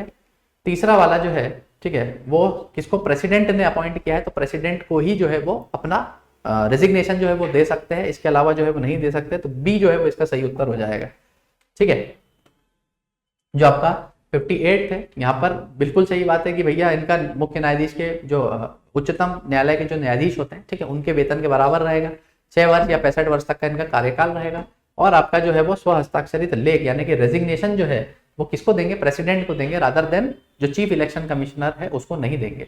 अगला है Madhya Pradesh public service commission, है ना, के अंदर कितने मेंबर्स की बात कर रहा है ये। ठीक है, 59 के अंदर आप देखेंगे तो 5 ही जो है वो सदस्य आपको देखने को मिलते हैं। ठीक है, 5 ही सदस्य जो है वो आपको देखने को मिलते हैं। लोक सेवा आयोग में अधिकतम कितने सदस्य होंगे, तो 59 का जो है वो 5 सदस्य लगा लीजिए। अब इसका मैं आंसर ये बताऊं आपको कि 5 सदस्य जो है ये थोड़ा त्रुटिपूर्ण है। क्यों? क्योंकि जो एमपीपीएससी के जो नियम है, ठीक है, एमपीपीएससी जिन नियमों के तहत बनाया गया है, जो कि आए थे कब, 1973 में, है ना, जब आप आयोग वगैरह पढ़ेंगे उसमें एमपीपीएससी भी पढ़ेंगे, तो 1973 के जो नियम है उसके अंदर कहा गया है कि 7 मैक्सिमम सदस्य हो सकते हैं, इंक्लूडिंग जो हेड रहेंगे, ठीक है, जो चेयरमैन है, ठीक है, उनको मिला करके जो है वो 7 सदस्य ही मैक्सिमम रह सकते हैं। लेकिन आयोग ने 5 सदस्य का लिखा है, पता नहीं क्यों। 59 का बी इन्होंने सही उत्तर माना है। हमारे हिसाब से 7 सदस्य जो है वो सही उत्तर होना चाहिए। ठीक है, लेकिन ऑफिशियल आंसर की में 5 सदस्य का कहा गया है। चलो आगे चलते हैं। 60वां, नियंत्रक महालेखा परीक्षक को छुट्टी देने या मना करने की शक्ति किसमें निहित होती है। ठीक है, पावर टू ग्रांट और refuse leave of controller and auditor general. अब जैसे कि अभी अपन ने देखा था आपका कि अगर राष्ट्रपति किसी को नियुक्त कर रहा है तो राष्ट्रपति ही जो है उसको हटा सकता है या उससे जो है वो संबंधित जो भी है वो डिसीजन ले सकता है। ठीक है, तो 60वें में भी आपको बी ही देखने को मिलेगा, राष्ट्रपति। और है ना, इसका अनुच्छेद भी आपको याद होना चाहिए, जो सीएजी है, ठीक है, सीएजी है, ये आपको किस अनुच्छेद में, आर्टिकल 148 पार्ट 5 के अंदर ही देखने को मिलेगा। तो इनसे संबंधित भी प्रश्न बनते रहते हैं, सीएजी आपको पढ़ना पड़ेगा भैया। ठीक है, आगे चलते हैं। 71वां, भारतीय संविधान का अनुच्छेद 338 किससे संबंधित है। अब जो अनुच्छेद 338 है उसकी अगर हम बात करें तो वो किससे संबंधित है भैया, तो ये जो आपका अनुसूचित जाति आयोग है, ठीक है, अनुसूचित जाति आयोग से संबंधित है। इसके अंदर भी कंफ्यूजन होता है भैया, क्यों? क्योंकि पहले अनुसूचित जाति और जनजाति का आयोग एक था 338 के अंदर, फिर आया आपका 338 बी अमेंडमेंट के बाद। यहाँ पर आपका जो है वो एसटी कमीशन को अलग कर दिया जाता है ना, 338 ए के अंदर, सॉरी 338 ए की हम बात कर रहे हैं, एसटी कमीशन अलग कर दिया जाता है। फिर आपका जब है ना एनसीबीसी यानी कि national commission for backward classes बनाया जाता है तो उसको 338 बी के अंदर डाला जाएगा, यानी कि ओबीसी कमीशन जो है आपका वो 338 बी में देखने को मिलेगा। हमसे पूछा है सिर्फ 338 के बारे में, तो 71 का आपको ए लगाना है, यानी कि जो आपका राष्ट्रीय अनुसूचित जाति आयोग है, नेशनल शेड्यूल्ड कास्ट कमीशन की हम बात कर रहे हैं, वो जो है वो आपको सही उत्तर देखने को मिलेगा 71 का ए। आगे चले 72, सूचना का अधिकार अधिनियम की धारा 20 के तहत निम्नलिखित में से कौन जुर्माना लगा सकता है। ठीक है, जो आपका अधिकार अधिनियम है, यानी कि बात कर रहे हैं राइट टू इंफॉर्मेशन एक्ट, जो सेक्शन 20 के अंदर आएगा, उसमें जो जुर्माना लगाने की ताकत है वो किसको दी गई है, तो केवल केंद्रीय सूचना आयोग ऐसा कर सकता है, केवल राज्य सूचना आयोग ऐसा कर सकता है, केंद्रीय सूचना और राज्य सूचना दोनों ही आयोग ऐसा कर सकते हैं। ठीक है, और उच्च न्यायालय या केंद्रीय सूचना आयोग या राज्य सूचना आयोग। ठीक है, अब भैया केंद्रीय जो हमारा इंफॉर्मेशन एक्ट है, ठीक है, जो 2005 के अंदर आपने देखा है, उसके अंदर केंद्र के अंदर एक केंद्रीय सूचना आयोग है, राज्य के अंदर राज्य का जो सूचना आयोग है वो देखने को मिलता है। तो एक ऑल इंडिया लेवल पे, एक स्टेट लेवल पे, दोनों को ही जो है वो बराबर शक्तियां दी गई है भैया। ठीक है, लेकिन टेरिटोरियल ज्यूरिसडिक्शन जो है वो दोनों का अलग अलग है। ठीक है, उच्च न्यायालय का तो ये रोल ही नहीं है यहाँ पर। 72 का सी जो है वो आपको देखने को मिलेगा। 73, भारत के नियंत्रक महालेखा परीक्षक संघ के खातों से संबंधित अपनी रिपोर्ट प्रस्तुत करते हैं। ठीक है, तो अपनी रिपोर्ट ये लोग किसको प्रस्तुत करते हैं, तो भैया राष्ट्रपति को जो है अपनी रिपोर्ट जो है ये प्रस्तुत करते हैं। ठीक है, और राष्ट्रपति फिर क्या करते हैं, वो सदन जो है उसमें अपनी रिपोर्ट रखते हैं, यानी कि इसमें से कोई भी सही नहीं रहेगा। 73 का डी, क्यों? क्योंकि ये अपनी जो रिपोर्ट है सीएजी वो किसके सामने, राष्ट्रपति के सामने रखते हैं, और राष्ट्रपति फिर क्या करते हैं, जब भी सदन की मीटिंग होती है तो उसमें ये प्रस्तुत कर देते हैं। तो भले ही वो डायरेक्ट सदन तक जा रही है, लेकिन प्रस्तुत किसको की गई है, राष्ट्रपति को की गई है। तो 73 का डी आपको याद रखना है। और कई बार इसका अनुच्छेद भी पूछ लेंगे, तो आर्टिकल 151 के अंदर ऐसा कहा गया है, आर्टिकल 151 के अंदर ऐसा कहा है कि किसके सामने रिपोर्ट रखना है इनको, राष्ट्रपति के सामने। 74 chairman and member of the state public service commission are appointed. अब यहाँ पर बात कर रहे हैं कि जो स्टेट पब्लिक सर्विस कमीशन है इसको किसके द्वारा अपॉइंट किया जाता है, तो राज्यपाल के द्वारा अपॉइंट किया जाता है। 74 का ए, ठीक है। केंद्र में अधिकतर नियुक्तियां जो है वो प्रेसिडेंट के द्वारा की जाती है, राज्य में अधिकतर नियुक्तियां जो है वो किसके द्वारा की जाती है, आपके राज्यपाल के द्वारा। तो 74 का ए जो है वो सही उत्तर हो जाएगा। आगे चलें, विकास निगरानी और मूल्यांकन कार्यालय डीएमईओ का गठन कब किया गया था, ठीक है। तो अब ये भैया जो डीएमईओ है उसका गठन कब हुआ था, तो ये 18 सितंबर 2015 को नीति आयोग के अंतर्गत किया गया है, ठीक है। नीति आयोग के अंतर्गत 18 सितंबर 2015 को जो है वो किया गया है। किसका, डीएमईओ यानी कि development monitoring and evaluation office की हम बात कर रहे हैं, ठीक है। इस प्रकार के प्रश्न जनरली न्यूज में उस साल था ये डीएमईओ वाला ऑफिस, ठीक है, इसलिए पूछ लिया गया है उससे संबंधित। तो करंट अफेयर्स भी आपको जो है वो बहुत अच्छे से जो है वो पढ़ना है भैया। भारत के संविधान के अनुच्छेद 51A के प्रावधानों के तहत प्रयुक्त पालन एवं आदर शब्द किससे संबंधित है, ठीक है। यानी कि ये बात कर रहे हैं कि 51A के अंदर जो कहा गया है कि अवॉइड एंड रिस्पेक्ट, ठीक है, वो किसके लिए यूज किया गया है, तो भैया वो संविधान के लिए यूज किया गया है कि आपको पालन करना है, ठीक है, और इधर उधर जो है वो भटकना नहीं है, उसका आदर भी करना है, पालन भी करना है, ठीक है। जो संविधान में लिखा है वही आपके लिए सर्वोपरि है। 51A जो कि क्या है, हमारी फंडामेंटल ड्यूटीज है भैया, ठीक है। फंडामेंटल ड्यूटीज आपको देखने को मिलती है, यानी कि ये हमारे मौलिक कर्तव्य है, ठीक है ना। किस भाग के अंदर देखने को मिलते हैं, तो पार्ट 4A के अंदर आपको देखने को मिलेंगे, है ना। और 51A यानी कि एक ही के अंदर आपको कुल 11 जो है वो कर्तव्य देखने को मिलेंगे। 10 है ना 42nd अमेंडमेंट में आए थे, और उसके बाद बाकी का जो है वो आपका है ना 86th अमेंडमेंट के अंदर आया। 92nd की हम बात करें, which of the following constitutional amendment was the first constitutional amendment which was amended by the state legislature as per the requirement of the provision article 368(2) of the constitution, ठीक है। यानी कि ये बोल रहे हैं कि वो पहला संशोधन कौन सा था, ठीक है, वो पहला संशोधन कौन सा था भैया, जिसके अंदर क्या हुआ था, जिसके अंदर पहली बार ऐसा हुआ था कि हमको राज्यों से भी परमिशन लेने की आवश्यकता पड़ी थी। तो उसी की बात कर रहा है, वो पहला कौन सा था, तो तीसरा संवैधानिक संशोधन जो 1954 के अंदर हुआ, ठीक है। जो 1954 के अंदर हुआ तीसरा संवैधानिक संशोधन, उसी के अंदर ऐसा हुआ था कि हमको किसकी जरूरत पड़ी, राज्यों से जो है वो परमिशन लेने की जरूरत पड़ी, जिसके अंदर आर्टिकल 368 से संबंधित है। और ये किससे संबंधित है भैया, जो एंट्री नंबर 33 है, एंट्री नंबर 33 है, उससे संबंधित है। इसके अंदर क्या है भैया, इसके अंदर बेसिकली जो आपका ट्रेड एंड कॉमर्स और फूड स्टफ की बात करते हैं, trade and commerce of food stuff, यानी कि जितने भी खाने पीने के पदार्थ हैं उनको काय में डाला गया है, उनको समवर्ती सूची यानी कि कॉन्करेंट लिस्ट में डाला गया है। कॉन्करेंट लिस्ट का एंट्री नंबर 33 जो है वो इसी से संबंधित है, इसी को अमेंडमेंट करना था। तो सरकार ने क्या किया, राज्यों से भी परमिशन मांगनी पड़ी। क्यों, क्योंकि फूड स्टफ बेसिकली खाने पीने के पदार्थ जो है वो राज्य के अंदर, एग्रीकल्चर राज्यों के अंदर आता है, आपको मालूम होगा, ठीक है। तो इसीलिए पहली बार हमको क्या है, राज्यों से परमिशन लेने की आवश्यकता पड़ी। किस संशोधन में, तीसरे संवैधानिक संशोधन 1954। अब आप बोलेंगे भैया ये एकदम से तीसरा संवैधानिक संशोधन क्यों आ गया, आपको मालूम होगा कि फार्म एक्ट जो अपने आए थे बहुत सारे, ठीक है, 3 एक्ट जो आए थे, उसके अंदर सरकार को इसी एंट्री नंबर 33 से पावर मिली थी केंद्र सरकार को कि वो फूड स्टफ के अंदर जिसको भी डालना चाहे, जिसके भी ट्रेड व्यापार से संबंधित बात करना चाहे, ठीक है, वो कर सकती है। अन्यथा सभी ने यही अपोज किया था कि भैया कृषि जो है वो राज्य की सूची में अगर आता है तो केंद्र उस पर किस तरह से नियम बना सकती है। उस समय यही जो है वो बहुत ज्यादा है ना जो है वो तू मैं हो रही थी भैया, तो इसलिए ये न्यूज में था, ठीक है, याद रखना है 2020 में था हालांकि। अगला, केंद्र सरकार और राज्यों के बीच विवादों का निर्णय करने की भारत के सर्वोच्च न्यायालय की शक्ति किस क्षेत्राधिकार के अंदर आती है। यानी कि सुप्रीम कोर्ट जो है वो जुरिस्डिक्शन दे सकता है अगर राज्यों और केंद्र के बीच में अगर लड़ाई हो जाती है, तो क्या वो सुप्रीम कोर्ट के पास डायरेक्ट जा सकते हैं, है ना, या अपील के माध्यम से जा सकते हैं, या सलाह के माध्यम से जा सकते हैं, ठीक है। तो ये मूल अधिकार का क्षेत्र है, यानी कि ओरिजिनल जुरिस्डिक्शन जो है वो किसके पास रहेगा, सर्वोच्च न्यायालय के पास रहेगा। किस केस में रहेगा, जब केंद्र और राज्यों के बीच में अगर लड़ाई हो जाती है तो वो हाई कोर्ट में नहीं जाएंगे, वो डायरेक्ट सुप्रीम कोर्ट में जाएंगे। ऐसा किसके अंदर कहा गया है भैया, जो आपका अनुच्छेद 131 है उसी के अंदर कहा गया है, ये आपको मालूम होना चाहिए, ठीक है। 93 का डी हो जाएगा, ठीक है। चलो भैया अब आईटी की तरफ चलते हैं। आपने देख ही लिया होगा कि सबसे ज्यादा सवाल एमपी से देखने को मिले, उसके बाद अभी तक अपन ने जितने भी टॉपिक देखे उसमें सबसे ज्यादा सवाल पॉलिटी से देखने को मिले, ठीक है। तो यही 2 फेवरेट है भैया एमपीपीएससी वालों के, ठीक है, जिसमें से सबसे ज्यादा सवाल आपको देखने को मिलते हैं।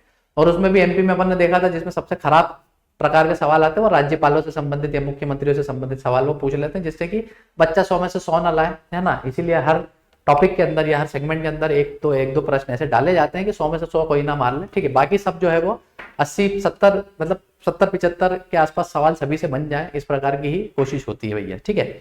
चलिए, तो अगला जो है आईटी से संबंधित है भैया, सूचना प्रौद्योगिकी से संबंधित क्या क्या प्रश्न आए हैं देख लेते हैं, ठीक है। तो A is use to transfer data packet between two computer network, ठीक है। तो निम्न में से किसका जो है वो उपयोग किया जाता है दो कंप्यूटर नेटवर्क के बीच में डेटा ट्रांसफर करने के लिए, ठीक है। तो इसमें क्या क्या पूछा है आपसे, क्या वो स्विच है, क्या वो राउटर है, क्या वो ब्राउटर है, क्या वो गेटवे है। तो भैया राउटर और गेटवे, बी और डी, ये दोनों ही चीजें ऐसी हैं जिसके माध्यम से आप क्या कर सकते हैं, एक मतलब दो डिवाइसेस के बीच में डेटा ट्रांसफर कर सकते हैं। तो बी और डी दोनों ही सही हो जाएगा, ठीक है। गेटवे क्या होता है, तो गेटवे बेसिकली वही होता है कि एक यूजर अगर कुछ इंफॉर्मेशन जो है वो भेज रहा है, ठीक है, उस इंफॉर्मेशन को आगे प्रोसेस करना है नहीं करना है, यानी कि दो लोगों के बीच में, है ना, दो अलग अलग सर्वर्स के बीच में जो है कनेक्शन का काम कर रहा है, तो गेटवे जो है वो भी हो जाएगा, ठीक है। दो कंप्यूटर नेटवर्क के बीच में डेटा ट्रांसफर ही कर रहा है वो भी एक प्रकार से, ठीक है, इनडायरेक्टली है लेकिन वो भी कर वही रहा है। और राउटर जो आपको मालूम होगा, जो वाईफाई आप चलाते हैं, ठीक है, घरों में लगा होगा आपके, तो जो आप नेटवर्क पकड़ते हैं वो भी क्या कर रहा है कि वो डेटा ट्रांसफर ही करवा रहा है, ठीक है, इंटरनेट और आपके मोबाइल के बीच में। तो वो भी बेसिकली क्या है, यही काम कर रहा है, दो कंप्यूटर नेटवर्क के बीच में ही डेटा ट्रांसफर कर रहा है। 28 का बी और डी दोनों ही सही हो जाएगा। A database containing the name and address of various hosts on the internet is called, ठीक है। इंटरनेट पर जो अलग अलग आपको होस्ट देखने को मिलते हैं, है ना, वो किसका है भैया, वो डीएनएस के अंदर देखने को मिलेगा, ठीक है। डोमेन नेम सर्विस जो है, ठीक है, या डोमेन नेम प्रणाली जिसको कहा जाता है, उसी के अंदर आपको अलग अलग जो होस्ट है, ठीक है, उनके नाम जो है वो इंटरनेट के ऊपर देखने को मिलेंगे। डीएनएस, इसका फुल फॉर्म डायरेक्टली जो है वो पूछा जाता है, आपको याद रखना है। वर्चुअल कीबोर्ड कंप्यूटर की रक्षा करता है। तो वर्चुअल कीबोर्ड किससे बचाएगा भैया, पासवर्ड चोरी से बचाएगा, ट्रोजन से बचाएगा, स्पाईवेयर से बचाएगा, ठीक है। तो सभी से बचाता है भैया, डी जो है वो सही उत्तर हो जाएगा। आप जनरली क्या करते हैं, अगर आपका हार्डवेयर के अंदर कीबोर्ड होता है तो क्या कर सकता है, कोई पासवर्ड देख सकता है, ठीक है, तो पासवर्ड चोरी हो गया। कई बार क्या होता है कि आपके कंप्यूटर के अंदर जो है इस प्रकार के सॉफ्टवेयर अगर आ जाते हैं जो क्या कर रहे हैं, आपका की लॉगर बेसिकली एक सॉफ्टवेयर होता है, उसके अंदर क्या होता है कि कीबोर्ड से कौन कौन सी जो है आपकी कीज दबाई गई है वो रिकॉर्ड करता है वो, ठीक है। तो उस प्रकार से जो वर्चुअल कीबोर्ड है वो आपको रैंसमवेयर, ट्रोजन, स्पाईवेयर सभी से बचाएगा।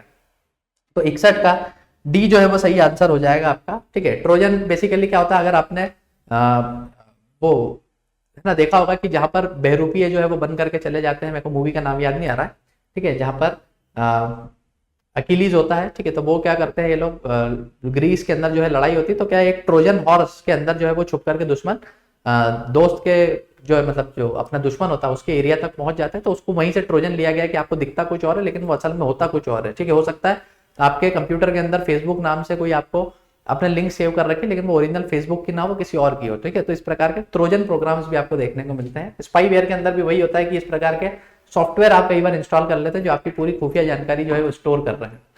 एक ईमेल जो एक स्रोत से उत्पन्न प्रतीत होता है लेकिन वास्तव में दूसरे से भेजा गया है, वो कौन सा है, ठीक है।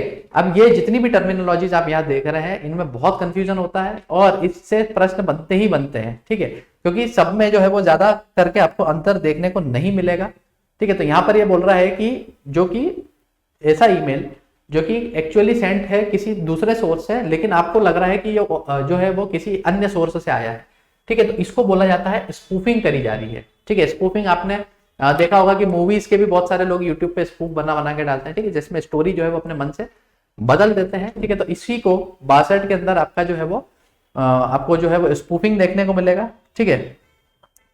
फिशिंग अगर पूछ ले क्या क्या होता है, तो फिशिंग के अंदर बेसिकली आपकी गुप्त जानकारी जो है वो निकाली जाती है, ठीक है। फिशिंग के अंदर जैसा कि आप समझ सकते हैं मछली का कांटा है, तो यहाँ पर आपकी क्या है, जो भी सीक्रेट इन्फॉर्मेशन है या गुप्त जानकारी है वो आपसे जो है वो निकलवा ली जाएगी, किसी भी माध्यम से हो सकता है वो, ठीक है। तो गुप्त जानकारी अगर निकलवा रहे हैं तो वो फिशिंग अटैक होता है। स्पूफिंग के अंदर वही हमने अभी देख लिया कि डिस्गाइज करके, यानी कि बहरूपिया बन के कि हम तो भैया फॉर एग्जाम्पल हम एसबीआई से आए हैं लेकिन हम एसबीआई के नहीं, हम आपके पैसा चुराने आए हैं, ठीक है। तो इस प्रकार से स्पूफिंग मेल के माध्यम से की जाएगी। स्पैमिंग के अंदर आपको मालूम है कि ना एक के बाद एक बल्क मैसेज जो है वो भेजे जाते हैं, डेली के 10-10, 15-15 मैसेज आ रहे हैं, वो स्पैमिंग के अंदर आता है। और स्निफिंग के अंदर क्या होता है कि डिवाइस की मदद से आपके कम्युनिकेशन को डिकोड करेंगे, ठीक है। स्निफिंग आप देखेंगे अंग्रेजी शब्द है जिसका मतलब होता है ऐसे, जैसे डॉग्स जो होते हैं, कुत्ते जो होते हैं वो क्या करते हैं, ऐसे सूंघते हैं ना चीजों को, तो स्निफिंग के माध्यम से भी ये होता है कि एक इस प्रकार का एक डिवाइस होता है जो दो कम्युनिकेटिंग नेटवर्क्स होते हैं उनके बीच में रख दिया जाता है, जो उन दोनों से डेटा जो है वो सूंघ के निकाल लेगा, इसलिए उसको स्निफिंग कहा जाता है। ठीक है, तो ये अलग अलग टर्मिनोलॉजी है, सभी जो है वो आपको अच्छे से पढ़ना है। 62 का बी, अभी जो पूछा उसका बी है। एक नेटवर्क वातावरण में जो सर्वर नहीं है ना, नेटवर्क एनवायरनमेंट के अंदर निम्न में से आपको कौन सा सर्वर देखने के लिए नहीं मिलेगा। ठीक है, तो नेटवर्क सर्वर जो है, नेटवर्क सर्वर तो नहीं है। ये क्या है बेसिकली, ये बेसिकली अगर आप देखेंगे तो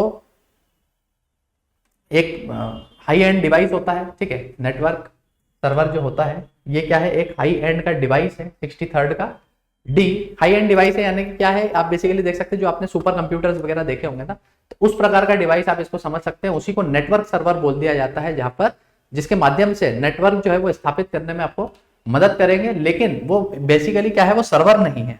ठीक है, सर्वर क्या होता है, सर्वर बेसिकली ऐसा होता है कि आप समझ लीजिए कि जैसे सर्विस देने वाला, ठीक है, वो सर्वर होता है। ये सर्विस जो है वो नहीं दे रहा है नेटवर्क के अंदर। ठीक है, ये बेसिकली बस उसको आप बोल रहे हैं हैंडल करने का काम कर रहा है। ठीक है, उसको पकड़ के रखा हुआ है, लेकिन वो एक्चुअली में सर्वर नहीं है। 63 का डी।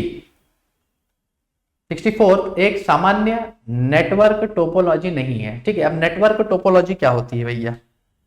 ठीक है, नेटवर्क टोपोलॉजी यानी कि एक से दूसरा, दूसरे से तीसरा, इस तरह से कनेक्शन का जो ग्रिड बनता है उसको आप टोपोलॉजी समझ सकते हैं। तो बस के अंदर क्या होता है, बस के अंदर एक से दूसरा, दूसरे से तीसरा, इस प्रकार से कनेक्टेड होता है। ठीक है, लेकिन वो सीधी लाइन में है ना, वो बस टोपोलॉजी हो गई आपकी।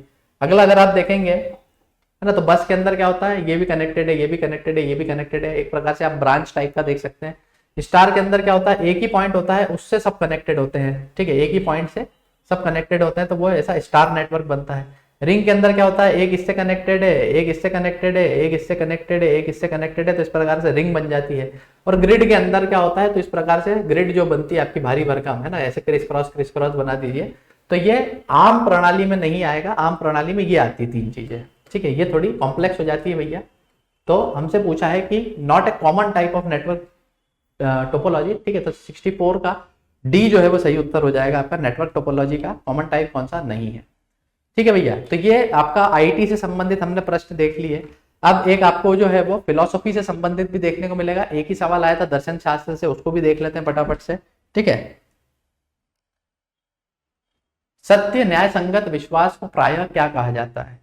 True justified belief is often called as. ठीक है, जो सत्य है, जस्टिफाइड बिलीफ है आपका, है ना, यानी कि जो कि न्याय संगत है, उसी को ज्ञान कहा जाता है। ठीक है, 65 का सी, यानी कि जो सत्य है जिसको आप जस्टिफाई कर सकते हैं, यानी कि जो न्याय संगत भी है। ठीक है, और जो है ना बिलीफ है, यानी कि जो आप मानते हैं उसकी बात कर रहे हैं, तो इसको ज्ञान कहा जाता है। और ये एडमंड गेटियर, ठीक है, एडमंड गेटियर नाम के एक आपके दर्शन शास्त्र है, उनके द्वारा जो है ये कॉन्सेप्ट दिया गया था। एडमंड गेटियर के द्वारा जो है वो ये कॉन्सेप्ट आपका दिया गया था, जिसको जस्टिफाइड टाइम बिलीफ के नाम से भी जानते हैं। ठीक है, किसके नाम से जानते हैं इसको, justified time belief, JTB theory के नाम से भी जाना जाता है। ठीक है, जनरली इस प्रकार के सवाल जो है पूछती नहीं है पीएससी, लेकिन इस बार आ गया था। हालांकि अगर आपको ये पूरी नहीं भी मालूम हो किसके द्वारा है, तो आप खुद जो है वो यहाँ से डिड्यूस कर सकते हैं कि अगर सत्य है, न्याय संगत है और विश्वास है लोगों का, ठीक है, तो हाइपोथेसिस नहीं हो सकता। हाइपोथेसिस यानी कि बेसिकली जो हम मान लेते हैं, ठीक है, कि कुछ भी मान लिया। फॉर एग्जांपल सूरज जो है वो पश्चिम से उगता है, ये मैंने हाइपोथेसिस दी है, अब मैं उसको चेक करूंगा। ठीक है, तो चेक करने का तो पूछा ही नहीं, उन्होंने बोला विश्वास है लोगों का ये, तो चेक क्यों करना है आपको, तो ये सवाल का जवाब नहीं हो सकता। इंटेलिजेंस यानी कि ये आपके तार्किक जो योग्यता है, ठीक है, या बुद्धिमत्ता है, ठीक है, उसकी बात कर रहा है। तो बुद्धिमत्ता थोड़ी, इंटेलिजेंस आपको कहाँ पे प्रॉब्लम्स के अंदर जो है वो देखने को मिलेगा, लेकिन यहाँ पर पूछ रहा है कि भैया आपका विश्वास है जो कि सत्य भी है और जस्टिफाइड यानी न्याय संगत भी है, ये सब पहले ही प्रूव हो चुका है, तो इंटेलिजेंस भी नहीं दिखाना, यहाँ पर आपका ज्ञान यानी कि नॉलेज आपको बतानी है। ठीक है, सी जो है वो सही उत्तर होगा इसका। आगे चलें। ठीक है, आगे बढ़ने से पहले भैया जितने भी लोग जो है तैयारी कर रहे हैं, ठीक है, तो फाइनली मैं आपको फिर से बता देता हूं कि परीक्षा प्रो की मेंबरशिप आप जरूर से ले लें, क्योंकि यहाँ पर आप अगर कोड यूज करते हैं BIA 40, तो यहाँ पर आपको सीधे सीधे 40% का जो है वो डिस्काउंट मिल जाएगा। जो 500 रुपए साल की मेंबरशिप है, जहां पर आपको सभी टेस्ट सीरीज जो कि परीक्षा ऐप पर अवेलेबल है, MP की एग्जाम हो या केंद्र की एग्जाम हो, उसको आपको पे करने की आवश्यकता नहीं है। आप सीधे BIA का कोड यूज करें BIA 40, और 300 रुपए में आप साल भर जो है वो मजा ले सकते हैं सारी टेस्ट सीरीज का, जितनी भी परीक्षा ऐप के ऊपर आपको देखने को मिलेगी, जो हो चुकी है, जो होने वाली, ये सभी आपको यहाँ पर देखने को मिलेगी। तो भैया इससे मजेदार जो है वो डील नहीं हो सकती। परीक्षा प्रो की मेंबरशिप आप लेने के लिए क्या कर सकते हैं, परीक्षा ऐप को इंस्टॉल जरूर जो है वो कर सकते हैं, तभी आप इस मेंबरशिप को एक्सेस कर पाएंगे। ठीक है, तो भैया आज का लेक्चर जो है वो हम यहीं खत्म करते हैं। जितने भी हमारे 100 सवाल थे, हमने टॉपिक वाइज जो है वो अरेंज करके सभी को डिस्कस कर लिया है। उम्मीद करता हूं आपको कुछ एक हद तक अंदाजा लग गया होगा कि किस प्रकार के सवाल आते हैं, किस प्रकार से उनको टैकल करना है और कहां से क्या पढ़ना है, कितना पढ़ना है, ये भी आपको थोड़ा बहुत समझ में आया होगा प्रीलिम्स के लिए। ठीक है, इसके अलावा मैं आपको स्टार्टिंग में भी बता चुका हूं कि आपको अगर और भी प्लेलिस्ट देखना है जो मेरे ही द्वारा बनाई गई है, किस प्रकार से स्ट्रेटेजी होनी चाहिए, बुक लिस्ट क्या होनी चाहिए, ठीक है, इस तरह की वीडियोस आपको देखनी है तो आप जो डिस्क्रिप्शन है वहां पर प्लेलिस्ट को भी देख सकते हैं।